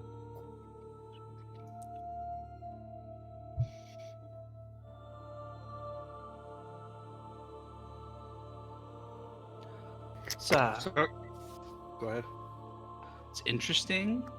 It kind of, I don't know. There's a little bit of like, I don't think that combat is necessarily this game's strong suit, which is sort of how I feel like about a lot of story gamey stuff. Right, that you, not that you can't do it well, but that I have been more impressed with the sort of more free-formy, just, let's all role play and tell the story scenes. Mm-hmm. Yeah, no, I agree. I mean, I appreciate that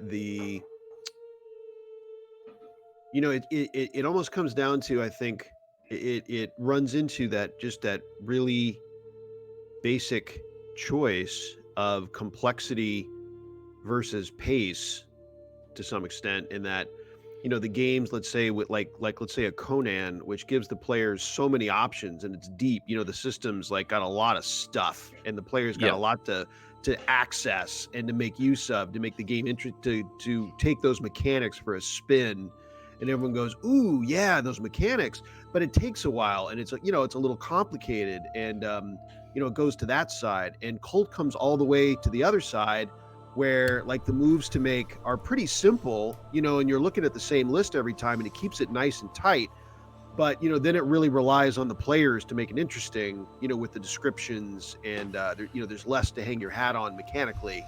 So it's always an interesting question. We were discussing the combat, Kevin. Combat, Is it how awesome that your DM narrated it? Oh, guys, you're making me blush here. Come on. Exactly. It really does. It's funny. I was telling Jaden, my son, last night about this. It's, my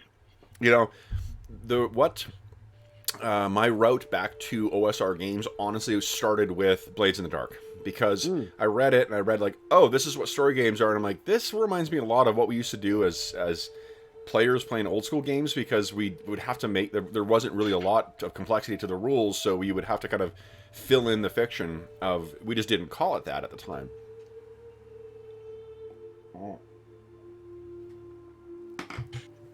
But it reminds me of, honestly, a lot of how I ran Star Wars. Because I usually ignored the actual rules as written for FFG Star Wars, because I didn't like them. Or I found them to be too crunchy when it was trying to be a narrative game.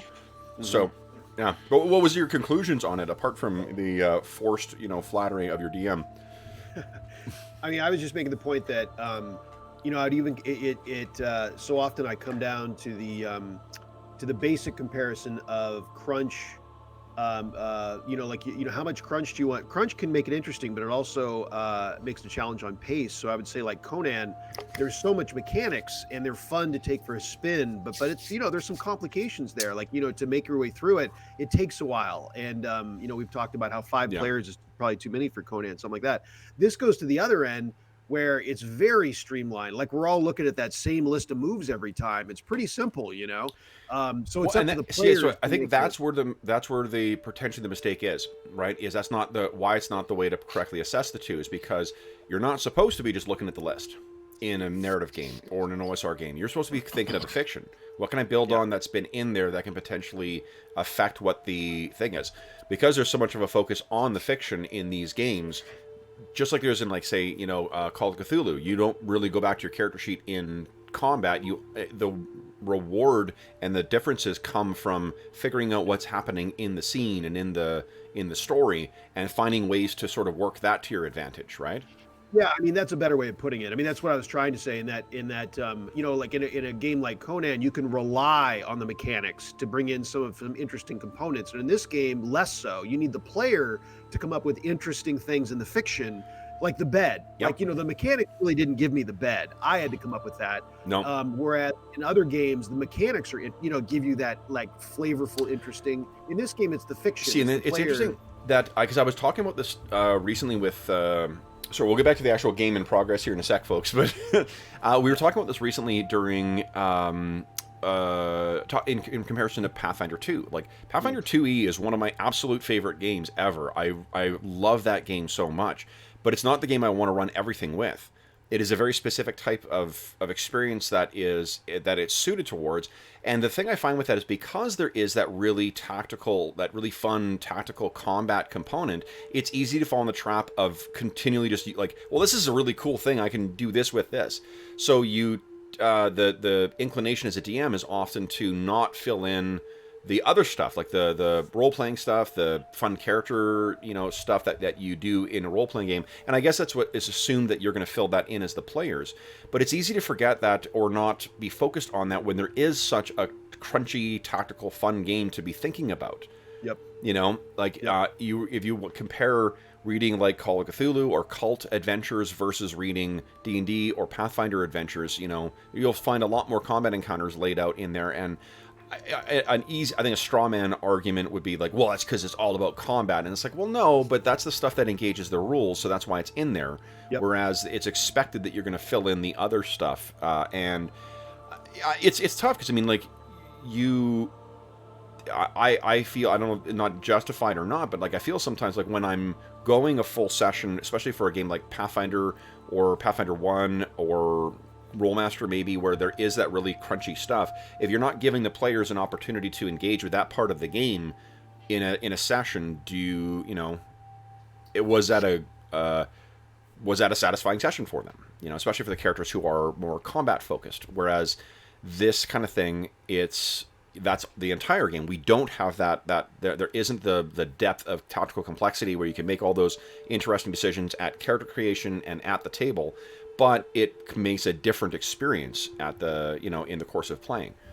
Totally. And it comes down to what you value, right? Like, what do you want out of the game experience? This game does not. Those games have such a bias, as you're saying, I think, to the combat. There's a lot of focus on it in the mechanics. There's a bias there that's not there here. In this one, there is no bias there, and so it's easier to hit those other story beats with the game that doesn't have that bias. Yeah, because there isn't if you look at how much architecture has been spent in the rules building, or how much geography or what do you call it, that you spend talking about the rules. Hello, sweetie. In this game, there's very, very little. Whereas there's a great deal more. So even just looking at the architecture of the game, when much more of it is spent building your tactical encounters and judging what's going on with those, then it's I think an unfair way of saying it would be to say that it relies on you engaging with the mechanics, but it also, I guess, gives you the opportunity to engage with the mechanics and have specific mechanical benefits for those kinds of improvised activities. So what I just add for myself, I find when I play a story-based game or a game like this Kult game, the thing I like is when we're in combat, my thoughts are still first and foremost, what would my character do? Not what is optimal or what is sort of his best move, so to speak. Whereas when I play a game like that's very mechanically heavy, or even just normal Dungeons and Dragons, it's like, well, I'm a barbarian, round one I rage, then I attack with my melee weapon as many times as I can per round. Like if I was playing a different mechanical game, then Dr. Stoker would have been like, start firing his weapon, his pistol's his best weapon, start firing his pistol round one and take as many shots as I can per round to take down as many bad guys as I can. Whereas in this sort of story-based thing, that's not the flow that I find myself going into. Yeah. And another example would be like where you're talking about stunts or whatever, like in Dungeons and Dragons, if you pick up a feat or whatever it is for like power attack, it's like, well, every enemy that I think that I could easily hit, I should be doing power attack, taking -5 to my hit and adding 10 damage. It's like not an interesting decision anymore. Like, does my character swing harder at this enemy? Well, do I think I can hit it? Of course I do power attack. Whereas here it's like, does Dr. Stoker shoot to kill or shoot to wound is totally a character decision and not a mechanics one ever. Very true. And an instantial and I thing like too. that personally, but I get why people also like the heavy mechanics version Yep. of games.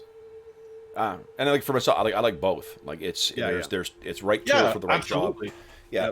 Arlen, you got anything to add before we go back to the story? I don't think so. I really like how light on its feet this is in the story scenes. Seems like that's the only thing. It's sort of unfortunate that combat can't be as quite as not unfortunate. That's the wrong choice of words. It makes it clear how much there's sort of a compromise with regard to the combat, I think, when the sort of story beats play out so well when we're just doing kind of RP and every once in a while rolling for like, oh, I want to see if he's lying or not type thing. Yeah. I guess the trouble is that is like we've talked about this before. I can't remember if we did it on air yet. Before we went live, we talked about the sort of that sliding scale that you have of abstraction for combat, and like there are things where you just make a roll and that sort of resolves the combat. One of the things that I liked in Vampire 5 essentially has like a 3-round rule. Like if violence has not resolved within 3 rounds, it's taking too long.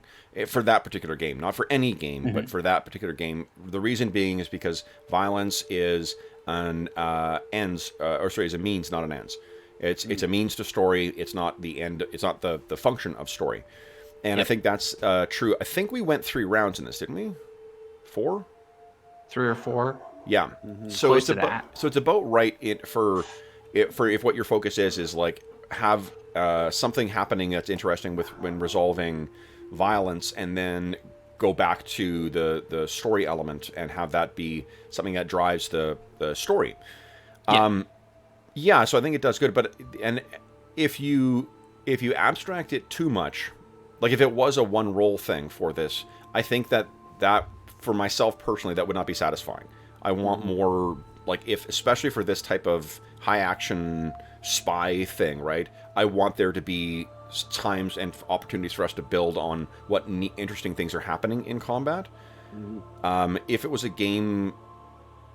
Yeah, and even like for myself, just for my own sensibilities, I don't know if I'd want something that was more abstracted than what this is. Just because it those. Well, I don't know if I've played anything that's that much more abstracted than this is. Is part of the thing. I was just thinking it'd have to be PBTA. I mean, PBTA sometimes. Full. Yeah. But even those have stage stuff too. Like apart from you have your clocks in Blades in the Dark, and you have your conditions in. I'm not sure about the actual Power by the Apocalypse games, but like Masks has conditions. Monster of the Week or whatever it's called. It has that thing where it's effectively like hit points or a clock as well too. So there are staged successes that you have in those combats as well. They're not hit points, but they're effectively like hit points. So yeah. It'd be interesting to think of if there's any games that do like have a different approach to violence to it. Yep. But anyway, okay, cool. So where we left things was Mr. Forbes completely unconscious. We left Dr. Stoker ministering to him. What happens? What's our next scene here, guys? What happens next?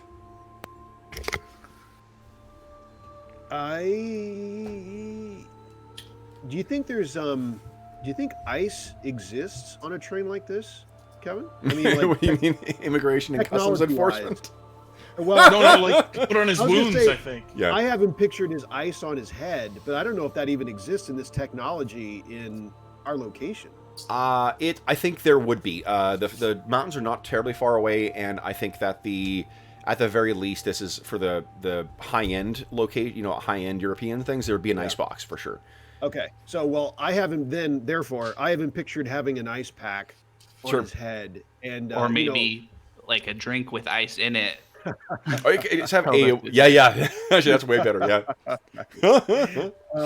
I haven't pictured maybe both. I mean, this is the second time today he was out, so it's been a horrible day. If you move your mic down, or you're using your Yeti, aren't you?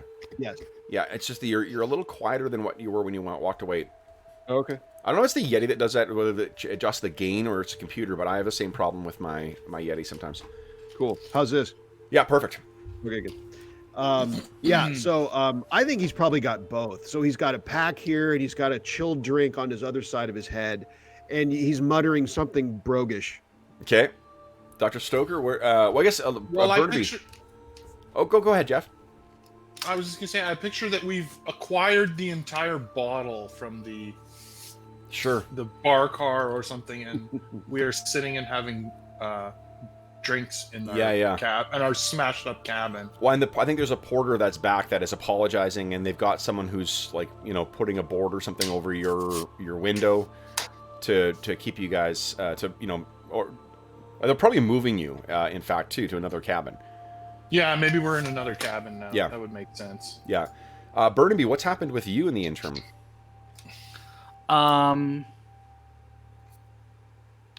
Well, Burnaby has gotten his jacket back, and he's got his pistol secured back. He might even be. I think it would be appropriate for him at this point to be even like wearing his cavalry saber or something. That's kind of the level of precaution that he's like, you know what? If they're gonna fight, we're gonna fight back. Yeah. So you can assume that these guys are in custody now too, and I'll just let you know that interrogating them does very little. They were threatened to do this stuff, so they're saying that they didn't know. Although that doesn't explain why they tried to throw you off the train. Yep. They've got nothing, and I don't think you guys recovered any bodies, right? One guy clambered out the window, one guy went running down the hallway, one guy went thrown off the train. Yep. Yeah. Yep. Okay. We can certainly describe them to the authorities and ask if there's any. They will, and then what they'll do is at the next station they will cable to let know, well, I guess what your option is you could stop and talk to the authorities in your next stop, which is probably Adrianopole anyway. So you could speak to the authorities there, but you do need to, your destination is actually a small town 60 kilometers past that. So if you want to report this to the authorities, you will be delayed a little bit. And remember, there is that ticking clock of the Russians marching on Tirnova. So what do you guys think? I think that the kind of like the I don't know if it's called an engineer, but like the person running the train, they are interested in stopping and doing a proper report. So I think I would want a influence others move from you guys or something similar to sort of convince this guy. If what you want to do is like, no, this is no big thing, don't worry about it. You'll need to do something like maybe some of you guys have like favors or things like that that you could call in. I think that's a perfect use for my. I've got 2 authority still for my advantage, so that's a no-brainer. Wait. Let's see here. Let me see here. Make a statement about something or someone in mass media. Gain access. I think it's probably influence someone who has heard of your authority in your academic field. Okay. So I'm going to impress on him, who exactly I am. I assume you have heard of the Daily Telegraph. Thank you very much. Yeah. We have been attacked and assaulted, and we need the authorities to have a proper look at this. Well, aren't you? Wait, are you trying to stay or go? Well, this is the conductor. Did you say this is a guy on the train, Kevin, or is this? Yeah, it's the conductor. Like it's whether the conductor wants you guys to speak to the authorities about this, but that will delay you. Gotcha. That would cost that. Even speaking to the conductor, I got you. What do you guys think? I think Burnaby's position is probably, Ford got a little scratched up, but we didn't take any sort of permanent losses. We might as well just kind of, press on. Stoker, what do you think? Well, I would say that Burnaby's sort of my boss, so if that's his position, I would support it. I would openly support it. Okay, I think Forbes reluctantly agrees, but he's pissed. So he's like, he's just kind of grousy and like, fine. These degenerates will get away with it. It sounds like fine. We'll have to pay. We'll have to even the scales later, I guess. Get the news out. We have no idea who even sent them. Fine. So You know what I'm going to try to do? I will try to use my advantage still by I got a couple of them, so I'm going to try to use it by I'm going to try to give a report to the conductor, even though this may not do anything, I realize. Okay. But I'm going to try to uh-oh. Can you hear me? I can, yeah. Okay. I think I've frozen up, but I'll go Yeah, you're frozen in roll 20, it looks like, but I can still hear you. Okay. I'm going to see if he'll take my report and pass it on to the authorities. Yep. Yep. And that will be the way that you could pass that along. What does your report consist of? It's going to be a description. So as in my, use my journalistic skills to give him a description of what happened, the description of our attackers, Okay. and an account of the situation. So what do you remember about your attackers? They had knives, they had robes. Yeah, knives, robes, very attacked us in 2 different locations. It seemed well coordinated. They obviously had an agenda. They picked us out specifically. I don't know if we were attacked as. I think it was very specific. I think that they definitely picked us out. They attacked us in our own cabin. They attacked one of us coming out of the telegraph, the message area, and they attacked us with weapons. This was serious. This was murder. This was murderous. Okay. And a physical description as best I can. Are you hiding that report from Burnaby? No, I don't think so. Okay. I mean, I think Forbes's intent to get the truth out is open. He's very obvious. He's a journalist. Yeah. I mean, so this isn't like, while Burnaby acts behind the scenes, Forbes is out in the open. He's a roving foreign correspondent. Yeah, So- that's awesome. So he's getting it out. I mean, this has Okay. to go out. Burnaby, what do you think about that? Burnaby doesn't exactly want the knowledge out there that he and these guys are traveling into. What information is there about our travel plans or anything like that? You're just, as far as the way you presented, I'm assuming is just as people traveling. You do have the a letter from the Ottoman Empire to be able to meet with the Bashi Bazooks and have them listen to you, but you're otherwise. I mean, it's not a state visit where you're alerting the media that you're going. Forbes is a celebrity though, so if he does tell people, then there may be people paying attention. They read his column, right, or his dispatches. Yep. I mean, Burnaby, you can, if you want to make a move, as it were, you could step in, depending on how aggressive you want to be. As far as Forbes is concerned. Yeah, love it. Love the. Well, I think perhaps Burnaby will just sort of pressure Forbes to give that information to the authorities, but not actually send it out as a news report. Yeah, Forbes is fine with that. I mean, he's not thrilled about it, but that's he's upset that these guys are going to get away with it, and the notion of not even reporting it. So this is a middle road. So he's going to file this later as part of his more general report, but for the moment, yeah, once we're out of the area and it's part of the whole story of the expedition, that's fine. But for right now, it seems like it would be indiscreet to start. Does he that need information out there. Sean? Does Burnaby need to make an influence other move in order to convince Forbes to wait to reveal the truth? I think he probably does, but I would probably give him a positive modifier because Forbes looks up to Burnaby. Okay. So you can make an influence other with +1 then, please, Burnaby.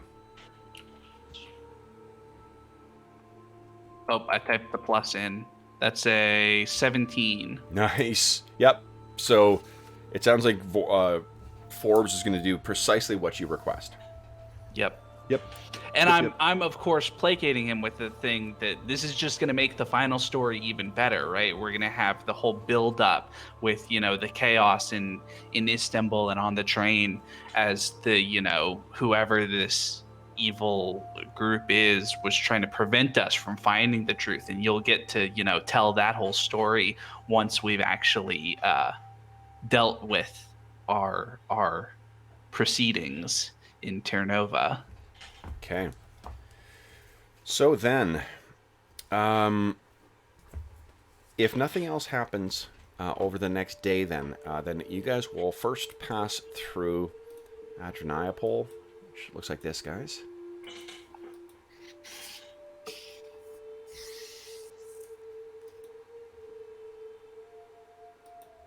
And our map here, let's see here. I think Adreniapol is actually on the map there. And you can see where, I think it's just missing on the map, but the map, where the first road leads up to Jenny Zagra, that's where you'll be hopping off. That is at Air Manly. Okay. So, do you need to pick anything else up in Adreniapol? Oh, I guess Mr. Forbes is missing a gun now, too. Yep. That's true. Let's pick up a gun for Forbes and some extra ammo in case. I actually don't know if that's something you can do just automatically.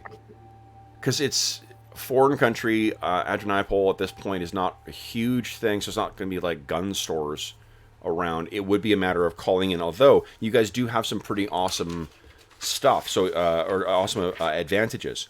Do you have something that might be able to call in someone to call in a favor, or a contact or something that would give Forbes access to that?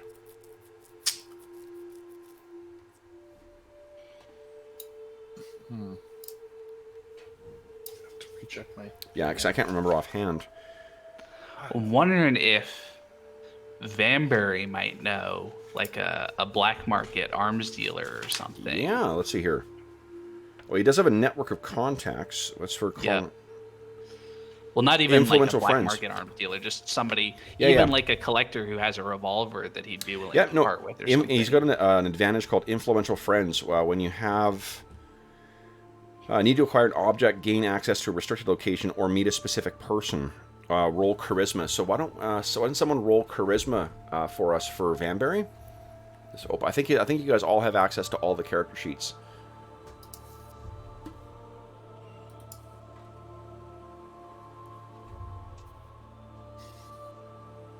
All right, rolling for Vanbury. There we go. Charisma. 14. Nice, 14.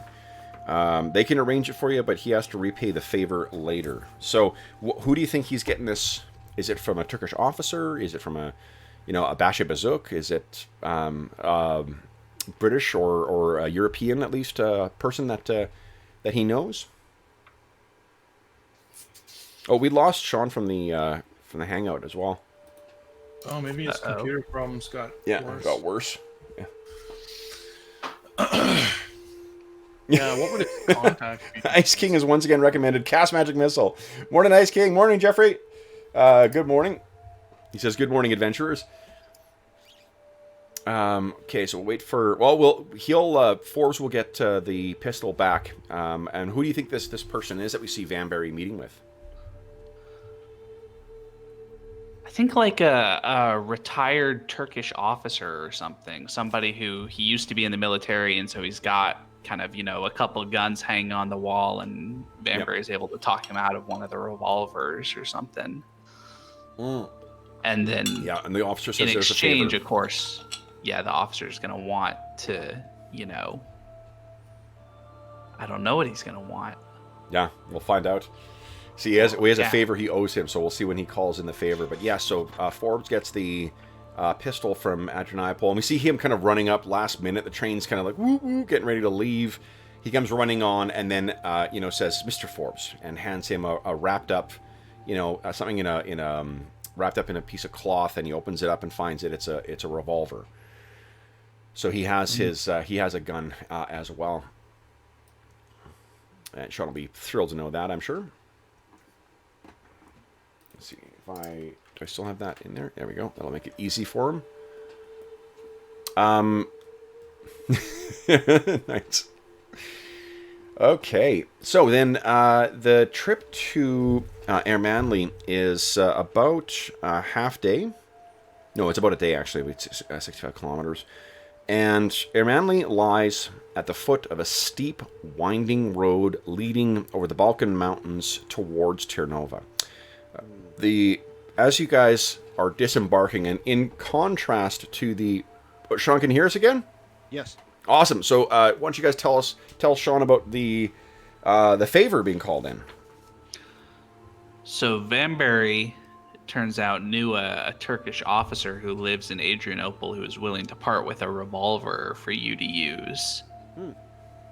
Excellent. Excellent, because we've had nothing but trouble, and we can expect nothing but trouble. So into the bush we go. Nice. Okay, so Ermanli, in contrast to the European style, fairly developed and expansive train station at Adrianople, you find the train station at Ermanli is really like, it's something akin to an Old West train station, where there's like, a single building, there's a wooden platform that is built there, and as you guys disembark and get your... I guess you're not bringing all that much in the way of equipment and stuff, right? Not a whole lot, no. Not a whole lot? Okay, let me move. Travel light. Oh, I'm going to do one thing here. Get these. Copy. Let's move over here.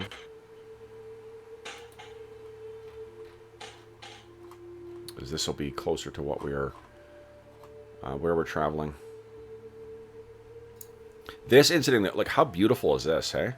Jeez. Yeah, I did one summer in college. I did archaeology in Bulgaria. Oh, for man. a couple weeks, and it was pretty awesome. Yeah. Okay. Whereabouts in Bulgaria were you? We went all over Bulgaria first off to kind of see the whole place for a week. And then we were in, I can't remember the name. I can remember the Roman name of the town that we were excavating, but not the name of the actual town we stayed in. But it was just a little, like a spa town, essentially, in kind of very, very close to the border with Macedonia. Okay. But it was cool. It was archaeology, it turns out, is a lot more fun in Indiana Jones movies than it is in real life. It's a lot of digging in dirt and hot and, uncomfortable stuff. And you don't find a lot unless you're really lucky. But, it was a good experience. Awesome. Right. There were no Nazis trying to shoot at you? There were no Nazis trying to shoot at us. That was probably a positive. Yeah. Right. So, meeting you there are some of these Bashi bazooks. And they... who approaches the Bashi bazooks first? You can picture that there's the dust is kind of blowing up there. You can see the mountains swooping up, in front of you to the north. And these guys are standing there, kind of all in a collection, looking as if they're ready to hop on their horses and head off. They do have 4 extra horses as well.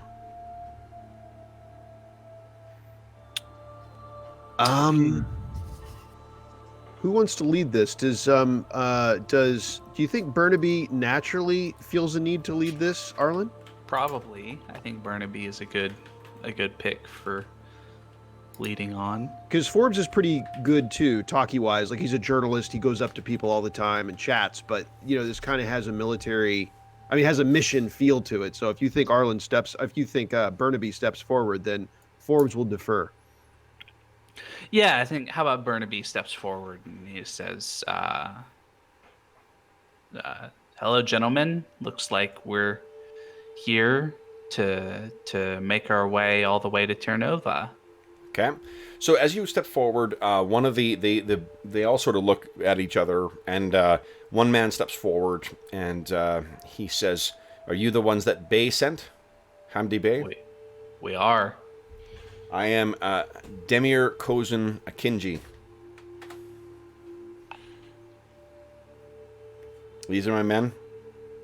And he is scowling. He is, every bit the sort of the Bashi Bazooks are sort of a way of thinking of them is as like Ottoman equivalents of Cossacks.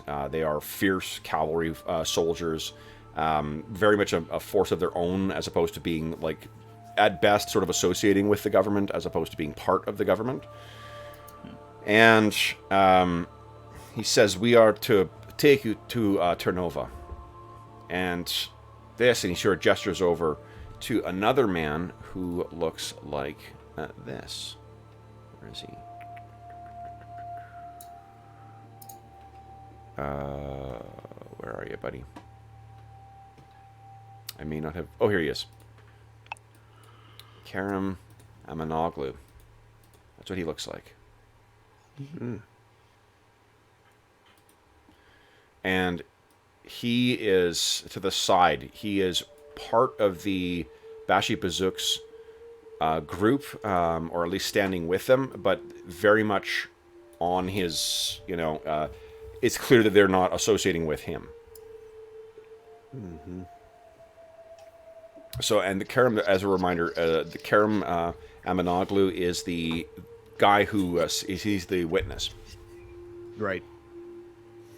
So, does it seem apparent that they look down on him? They seem to be fairly hostile towards all of you guys, to be honest. They're not the most friendly. But they definitely don't seem to be friendly towards him either. Mm-hmm.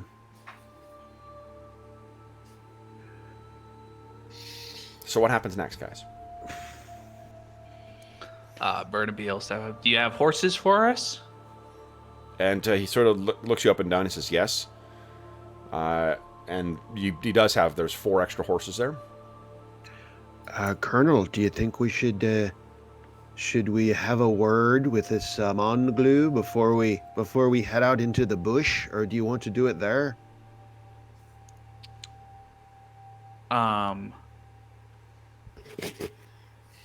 I feel like we should do it here, but I'll defer to your judgment, Colonel. No, that's a good suggestion. Why don't we ask this Karim Emanoglu a little bit about what we're expecting? Okay. Aye. So there is, to be honest, you guys have been traveling all day as well. It's probably it's probably late afternoon. This guy wants to, what's his name again? Demir. Demir Akinji wants to go like right away. But so what mechanically will happen is I'm going to make if you guys decide to ride all night, you guys will be making an avoid harm check. You're not going to get a wound from it, but it's going to reflect the sort of the fatigue of riding off into the mountains. Where he wants to go is, your first destination is a town called Jenny Zagra. And then from Jenny Zagra, and I think you guys may have looked into this, or Mr. Vanberry may have told you already, that once you get to Jenny Zagra, you're going to make a choice of one of 2 different ways. One is a more difficult but a more direct route, and the other one is an easier but more indirect route to get to Ternova. But he really wants to get to Jenny Zagra first. So, but if you guys, they are at your disposal.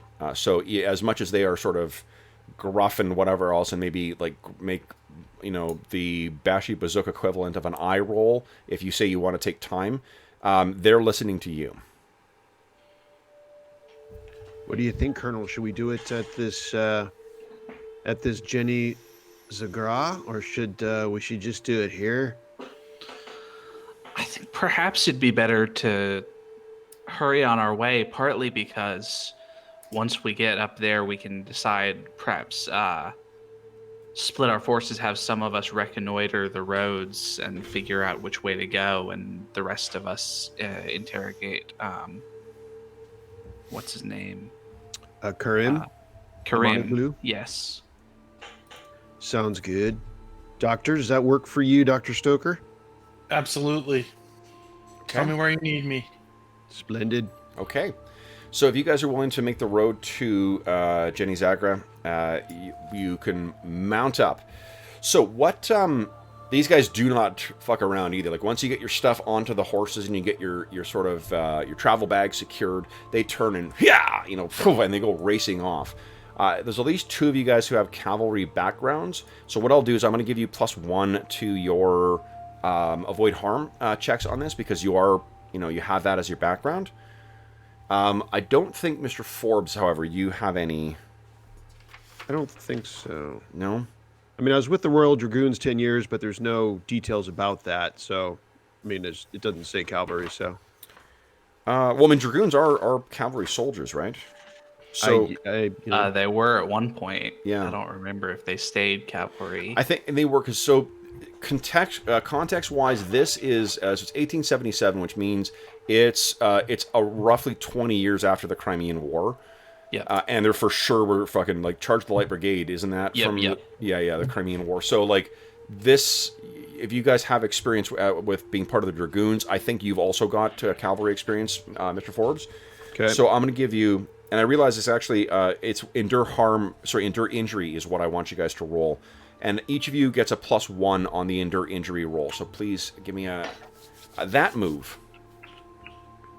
and then we'll talk about how. Holy shit.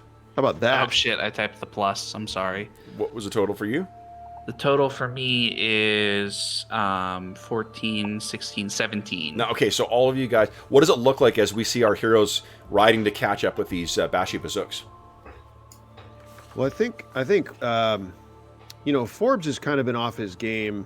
I mean, he just had a rough day, and he's reset himself, and he's in search of he believes he's on the cusp of making a break. I mean, this could be an expose. This could be a front page expose in the Daily Telegraph London office, and he's on the cusp. So he's ready to go. Like he likes the business of this Demir Akinji, and he's not gonna be slower than that guy. Okay, awesome. So you go racing along towards, to catch up with the guys, and you keep this. The Bashi Bazooks keep a very, very intense pace, and it's 51 kilometers that you guys ride in this 1 5-hour span. So, but I think that as you guys are riding along, Karaman Aminoglu clearly is a Bashi Bazook as well too. He's very at home on the back of a horse. And I think that there's a moment where you guys see there's a bit of a kind of a surprise on Karam's face, where at how proficient you guys are as cavalrymen as well. And there's a bit of a grudging, as maybe because he just cannot get any sort of positive interaction with the rest of the Bashi Bazooks, with Demir's men, but he sort of, there's a look of like respect that you guys share with. Or get at least from Karem, and you guys ride off through the night.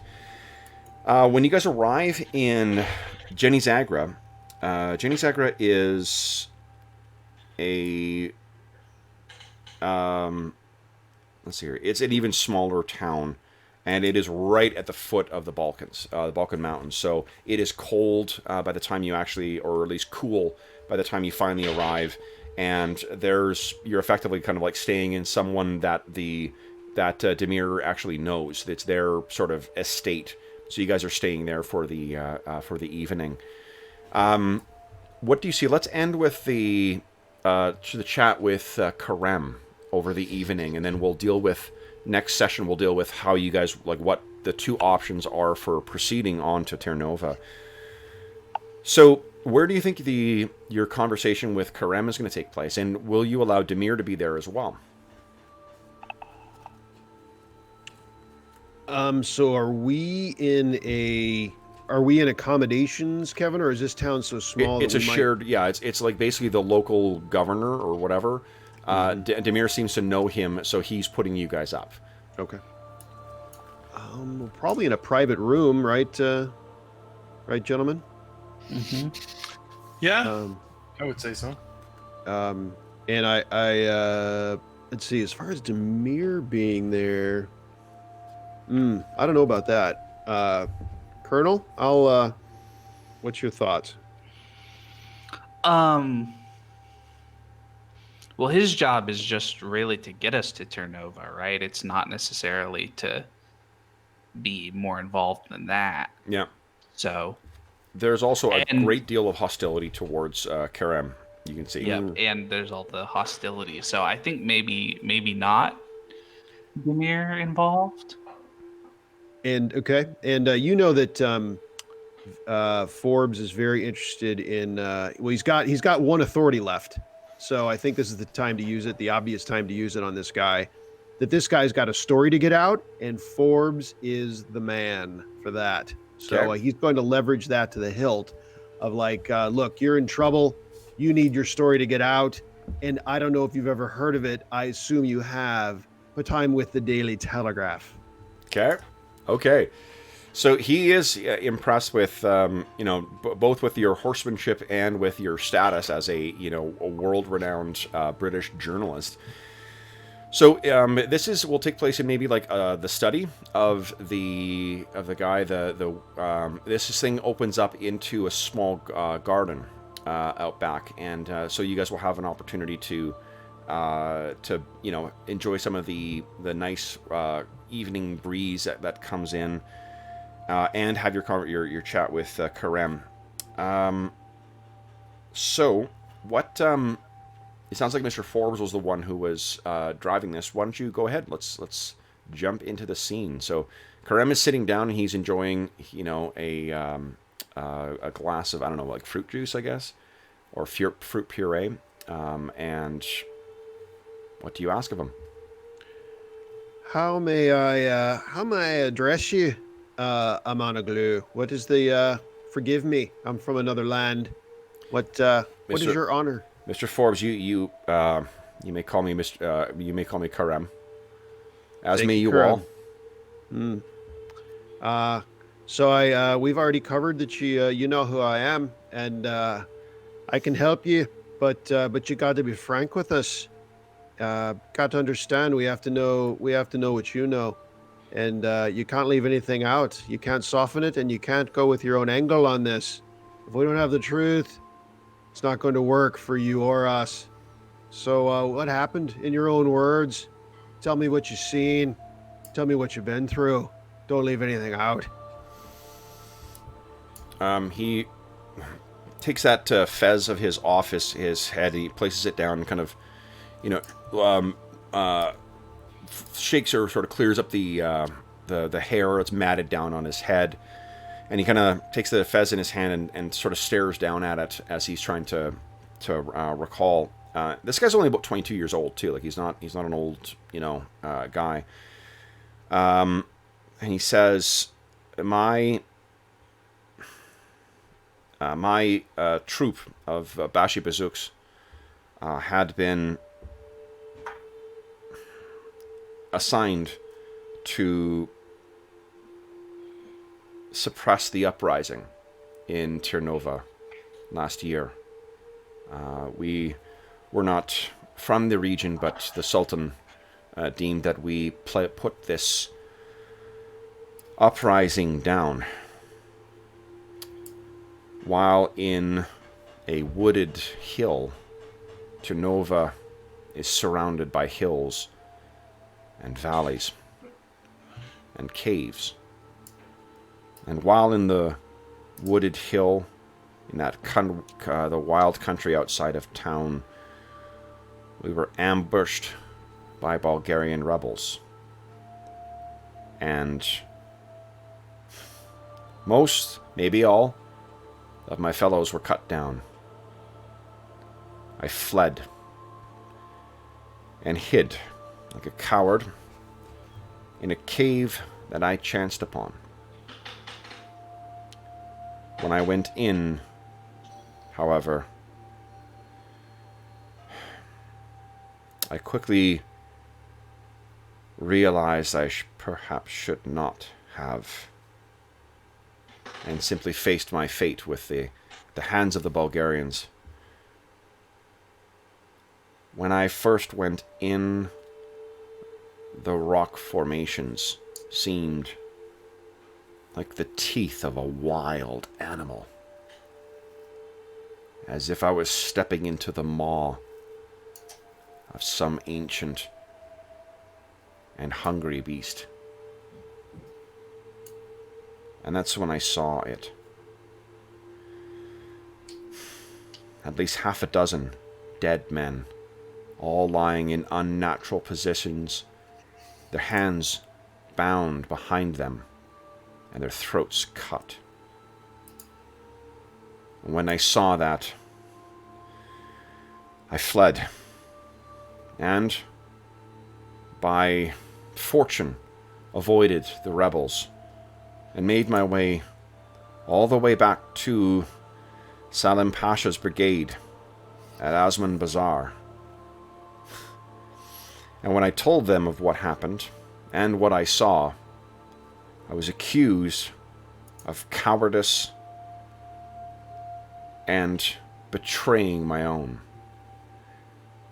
I am a prisoner, and my fate was to die, hanged, until I had sent a letter to an old master, and it seems that he and Allah has other plans for me.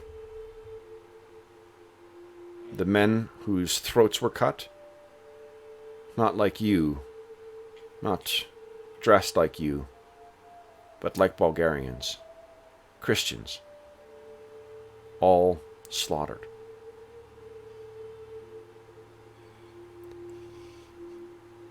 Would it not cost me my life, I would never set foot in that damned cave again. But if it is what is required for me to escape the hangman's noose, I will take you to that cave. You had a question there, Arnold? I was under the impression that it was Muslims who were slaughtered in the cave. Oh, sorry, Muslims. That's right. Yeah. Yeah. I'm sorry. Yeah. Yeah. No, you're right. It's Muslims. Yeah. Well, because that's kind of important for our mission. Of course. Yeah. Yeah. Thank you. Otherwise, it's a plot twist. Yeah, really. Oh, crap. What the hell are we doing out here? Find out there are more Bulgarians that were slaughtered. Right. No, they're Muslims. Thank you for that correction. Yeah. Yeah. Have you any questions? And he doesn't ask us. I'm asking as his Kev. What, Karim, I'm struck by the effect this cave, the location had on you. Can you go into further detail of what it was even about the cave more than the bodies that make you so hesitant to enter again? You will see. Hmm. And he's moving the fez around in his hand kind of nervously, in a circular kind of way. Are you certain that you can find the cave again? It kind of shoots you a look like, of course, like as if you're insulting his professionalism. tracking. Yeah. He's a Bashi Bazook. Of course he can. Okay.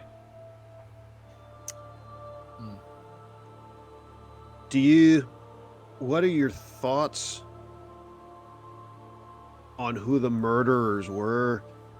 Do you have any hunches, or was there actually any evidence you found to lead you in a certain direction? And beyond that, I'll even take a hunch. At that time, Muslims killed Christians, Christians killed Muslims. The uprising was an unpleasant time, though we did not kill our own.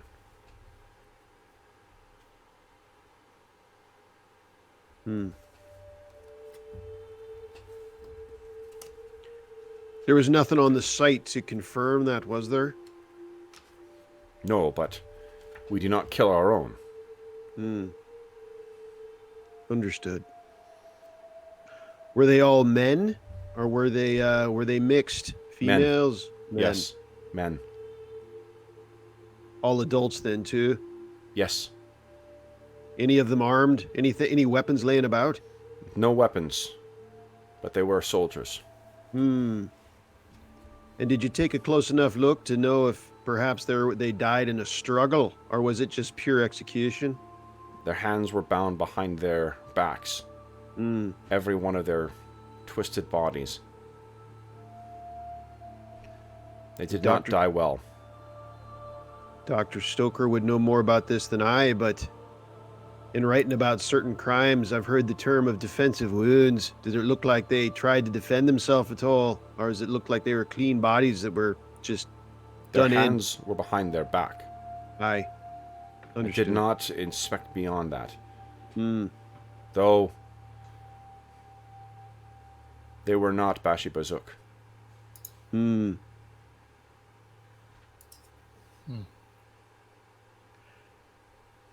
you said something about the unnatural positions. Anything in particular that caught your eye that you could further Unnatural.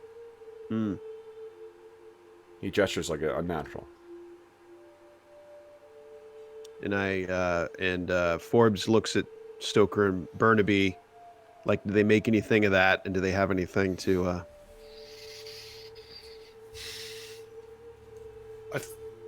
I'm a very hands-on man of science. I would need to see this with my own eyes to make a proper judgment, Mr. Archibald.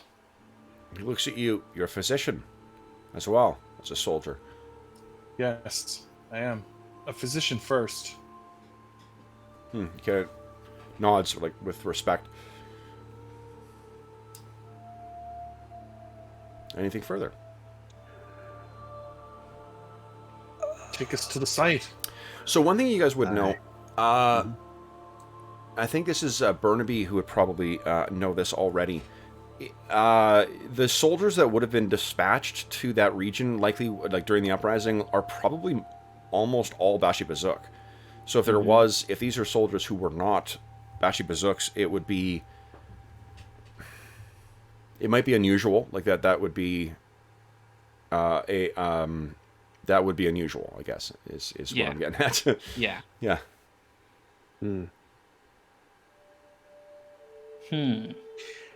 Karim, any guesses? You said they're so soldiering's obviously your line of work, and easy enough to recognize that they're not of your own. But any thoughts you can press us in, and who exactly, what kind of soldiers these were? Anything? Not Bashi Bazuks, but a militia, maybe. Someone serving a local potentate. All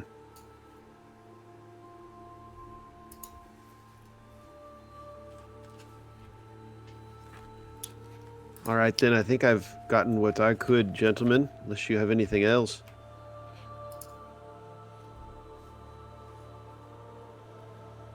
No. Well, I'm sure we'll have further questions when we're on the site, Karim. He kind of nods. It's been a couple weeks since we played. Do you guys remember anything about the local potentate? I remember that he was real bad and that it was considered a success. The Bulgarian Christians considered it a success that they got rid of him. Yes. At the cost of... His body was not found. Don't Yeah. remember. Yeah, he disappeared. And the Christians were very grateful. There was really dark stories about him that you heard about, or that Van Barry brought back. No, it was Known as Stoker. Stoker, yeah, you talked to a guy, a doctor who was returning from Ternova. He was like known as a tyrant. Rumor that he was responsible for disappearances of young girls. And we learned it from Dr. Stoker's friend, Dr. Carl Baker. Yeah. Awesome. Okay. So I think unless there's anything else, guys, we can bring our session to a close there and talk about the trip over the mountains in the next one. But let's talk about XP. So the first thing is did any, well, each individually, Arlen, what about your drive and your dramatic hook? Do you think you address those? Dramatic hook, no, because I haven't told the guys about my foreign office thing. Yep. Drive, I think probably, especially not stopping for to talk to the authorities or anything like that. That seems like a kind of reckless adventuring life thing to do to Yep. just be like, oh, we got it through all right, we'll be fine. I buy that. Sean, did Mr. Forbes address his drive? I think he had a good session that way. I mean, uncover the truth. I think he's driving forward with it, no pun intended. And so, Do you think his reluctance to publish the truth, though? Do you think that was counter? That's true. That's fair. So mixed. I mean the drive is, I guess, because I was going with it's uncover the truth, not publish the truth. But I see your point. Because he's trying to get the story first. Yeah. I mean, the main story he's here for hasn't happened what yet. truth have you uncovered thus in this session? Well, I mean, as far as I think the interrogation of Karem was big. I mean, the rest of it was just trying to get to this point. You know, we're trying to stay alive. Sure. Yeah. Yep. And then, what about I was going to say the other one is relationship with Stoker. I think had a minor, a little minor on the train. I would definitely, say that one. And what, Mr. Stoker or Dr. Stoker, your drive and your... Well, the hook, I mean, again, I would say like Mr. Forbes and Mr. Stoker had a bit of a conversation, and he did bring up how much it affected him taking that life. Yeah. I don't think they got very deep on it. I mean, I imagine maybe the conversation went a little deeper when they were sharing that bottle afterwards. Yep. But no, I think that's good. We didn't spend a lot of time on it. So both of you guys can take those dramatic hooks off now. Those have been we've achieved those, and you're going to get 1 XP for each of those. And then what about your drive, Dr. Stoker? Well, my drive is to have compassion for all mankind, and it's really hard sometimes. But I think I almost you really feel like he was achieving that when he was, refraining from using his firearm on the train. I would tend. What do you guys think about that? Oh yeah, I agree. Yeah, I agree. Yeah, I agree wholeheartedly. So so you get XP for that. And then, have you discovered anything new about the conspiracy?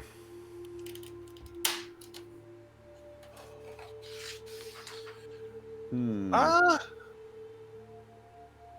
feel like we're on the verge. I'm trying to think if we've actually, like if any of the information was actually new, right? Because we discovered. Go ahead. Like, I would say so. We've got a feeling there's something supernatural a little bit based on the story he's telling and his, like, at least in his mind. Maybe not in our minds at this point. Do you know that that's connected to the, like, I guess, well, to the scene of them where the... What I would think is that, like, if you had captured one of those, or even, like, had a body from one of those attackers, there may have been something that would have furthered your understanding of what the hell's going on. Just reinforcing you. To be honest, what Karem told you is pretty much what Bay told you before anyway. Sure. So I don't know if there's any new information apart from... Well, the only bit of new information that did come, so maybe this is it, is that it's they were dressed like a militia. I mean, that and he's clearly shaken up. I thought, Forbes' takeaway was that he's really almost more shaken up by the setting, by the cave, than he is the bodies. Now, that was new to Forbes. Like, Forbes at least wasn't thinking that. So that's bona fide new. Yeah. But I think besides that, your point's taken. Yeah, I'd say that. Okay, so then that's... Oh, you guys get 1 XP for that each. Have you learned anything new about our characters?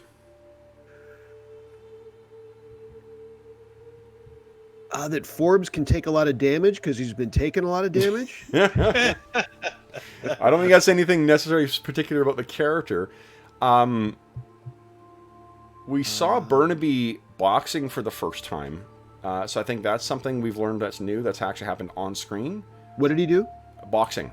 Oh, boxing. The whole boxing thing, using his martial arts ability. Yeah. Well, and we...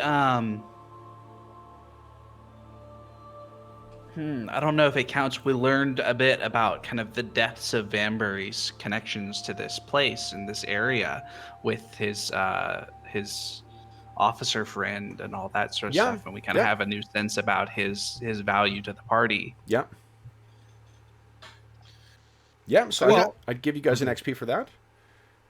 I thought, I don't know if it's not XP worthy, but that Forbes did not necessarily acquit himself particularly well in the actual fisticuffs, but at the same time, as a little bit of a consolation, he was pretty good in a tough spot, shoving that guy in the bed, and held up. I mean, it wasn't glorious.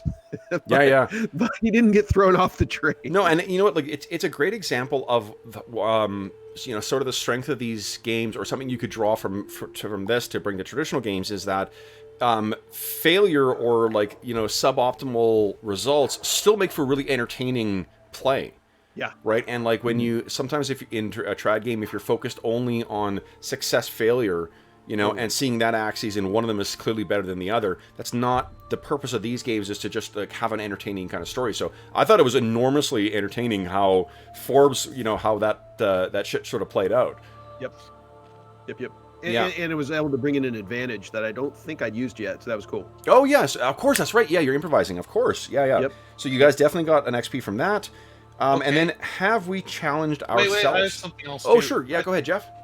I started a thread. It was minor, but I think it's going to play out bigger as the game goes on. That Major Stoker is a bit of a scientist and a skeptic of anything of the supernatural. Nice. Okay, very cool. Yeah, I brought that up at the meeting there of saying, I'm a hands-on science kind of guy, not love it. Campfire stories. So I think that's something that's like a start of a thread that I'm. I totally buy that. Yeah. Great. Okay, so then you guys definitely get XP for that, and then the last one is whether we have challenged ourselves in this. Could you go into a little more detail on that one, Kevin? So what would that... I didn't write the game, so I cannot.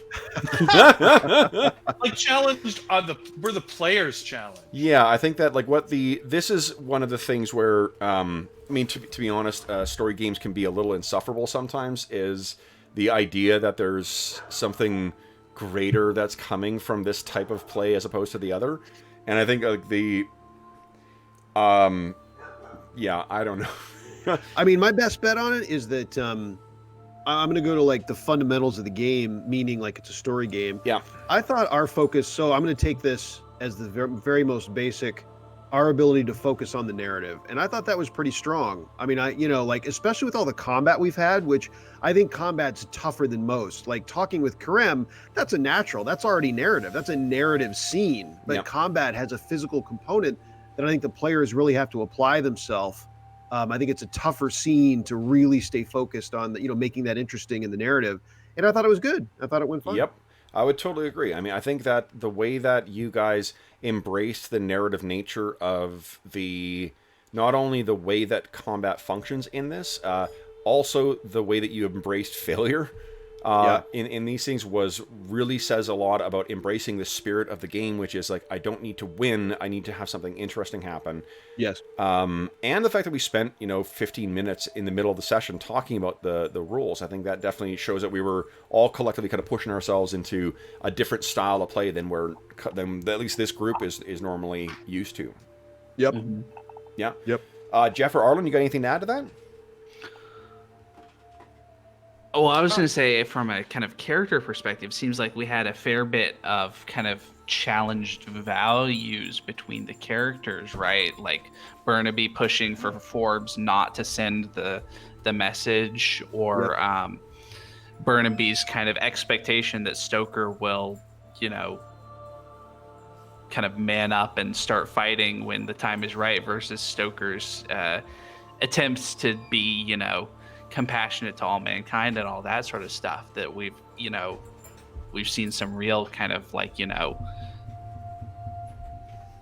challenge to the characters in that sense too. I don't know if we've challenged ourselves means if the characters have or if the players have. I'm fine with that. All sounds great. The fact that you guys have been thinking about how it's, in particular, how it's changing your perspective on the actual play of the game, that to me says that we're challenging ourselves. I definitely am on board with that. So you guys get XP from that as well. So it's 3 XP plus whatever you gained from your drives or your dramatic hooks. And if you guys have gained 5 XP between now and last session, you get to make an advancement. And the advancements are on 137. It's the first one. You choose one of... You can increase an active attribute by +1 to a max of 3. You can increase one passive attribute. That's the Fort Ref Dex, Fortitude Reflex Will stats. Those can go up by 1 to a max of +3. You can increase one attribute to a +4, but you can only do that once. Or you can select a new advantage from your archetype.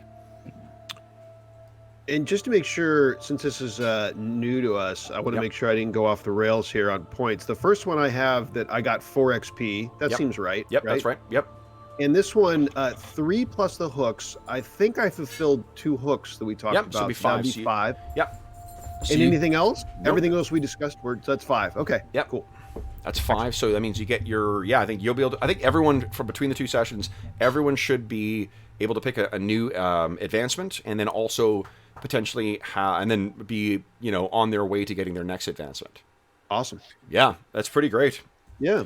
Cool. I'm very I haven't looked at the Kult's advancement at all, so I'm interested. I'm very intrigued to be able to put it the to work. advantages. Yeah, we're gonna have to. So if you guys do look, just so you know, the way that I built these characters to look at your archetype, let's see here.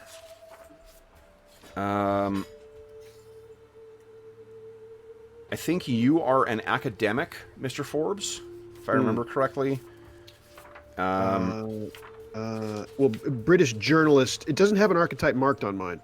No. I'm letting you know so you can know what the list of advantages are. Oh, cool. From your, because of the way that they sort of enforce the whole playbooks thing from other games is, by that. So, and Jeff, yours was the scientist. Yeah. I think I'm going to advance one of my attributes. Okay, so you don't need to worry about advantages. And then I think yours, Burnaby, you are the agent, I believe. Okay. I think I'm going to do like Jeff and just advance an attribute. Okay. So what do you guys think, real quick? I like to advance something that I've used. I've engaged in combat a couple times. Yeah. Mm-hmm. Which I have a very low, or I have a penalty on right now. So it would make it less of a penalty. I acted under pressure. Mm-hmm. But I also used my influence others in combat there to try and control the combat just using influence. Yeah. So I think any of those 3 fit. Any of them make more sense to me. Charisma, coolness, or violence were sort of the things that he ended up.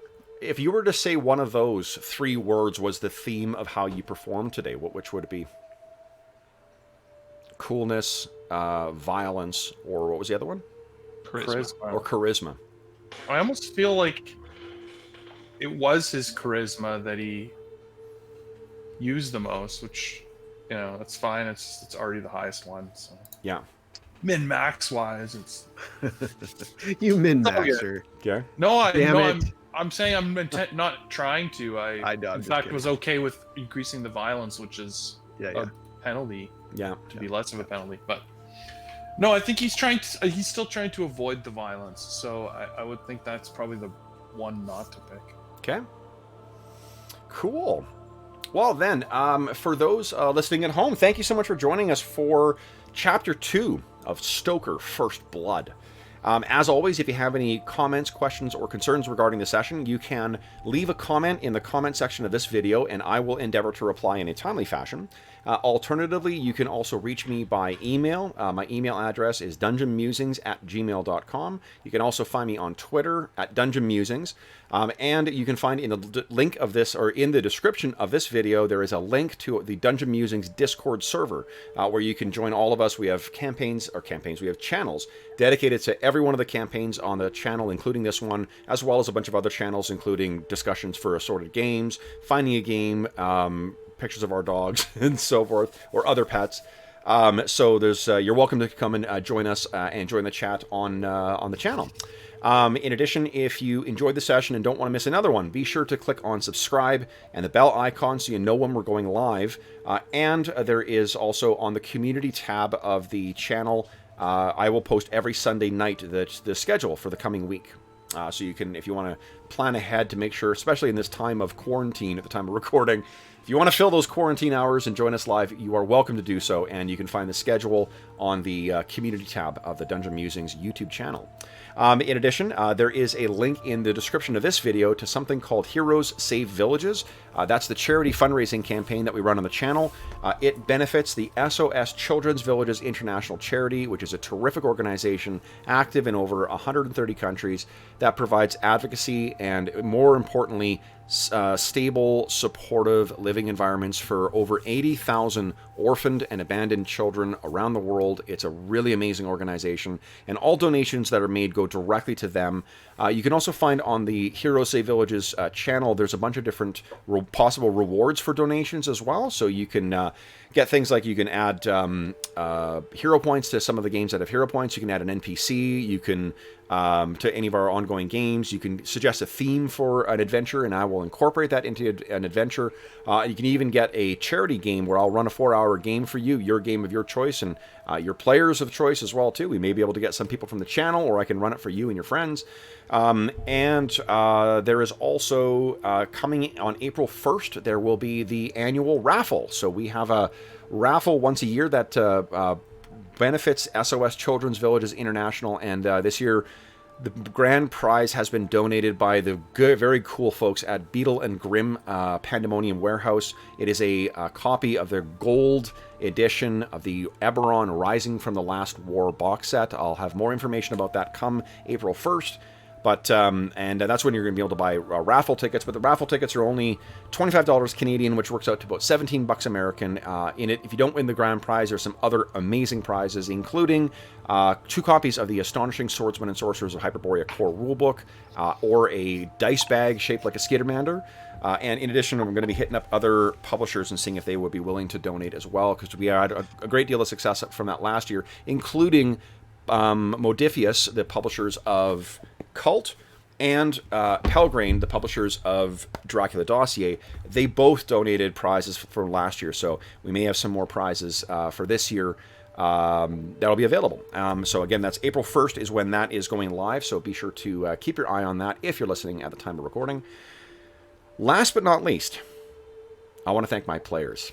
So, Arlen, Sean, and Jeff, and in particular this because the story games do require a lot more heavy lifting on the part of the players to be keeping the scene moving and add to the story and whatnot. So I do appreciate you guys joining me on this Sunday afternoon to go back to 19th century, the 19th century Balkans, I guess. So thank you so much for joining me today, guys. I had a lot of fun with the session. Absolutely. Went well. Yeah. Cool. Yep, for Then, sure. until next time, for those listening at home, thank you so much for joining us for Chapter 2 of Stoker First Blood. We'll be back in 2 weeks' time. And until then, happy gaming.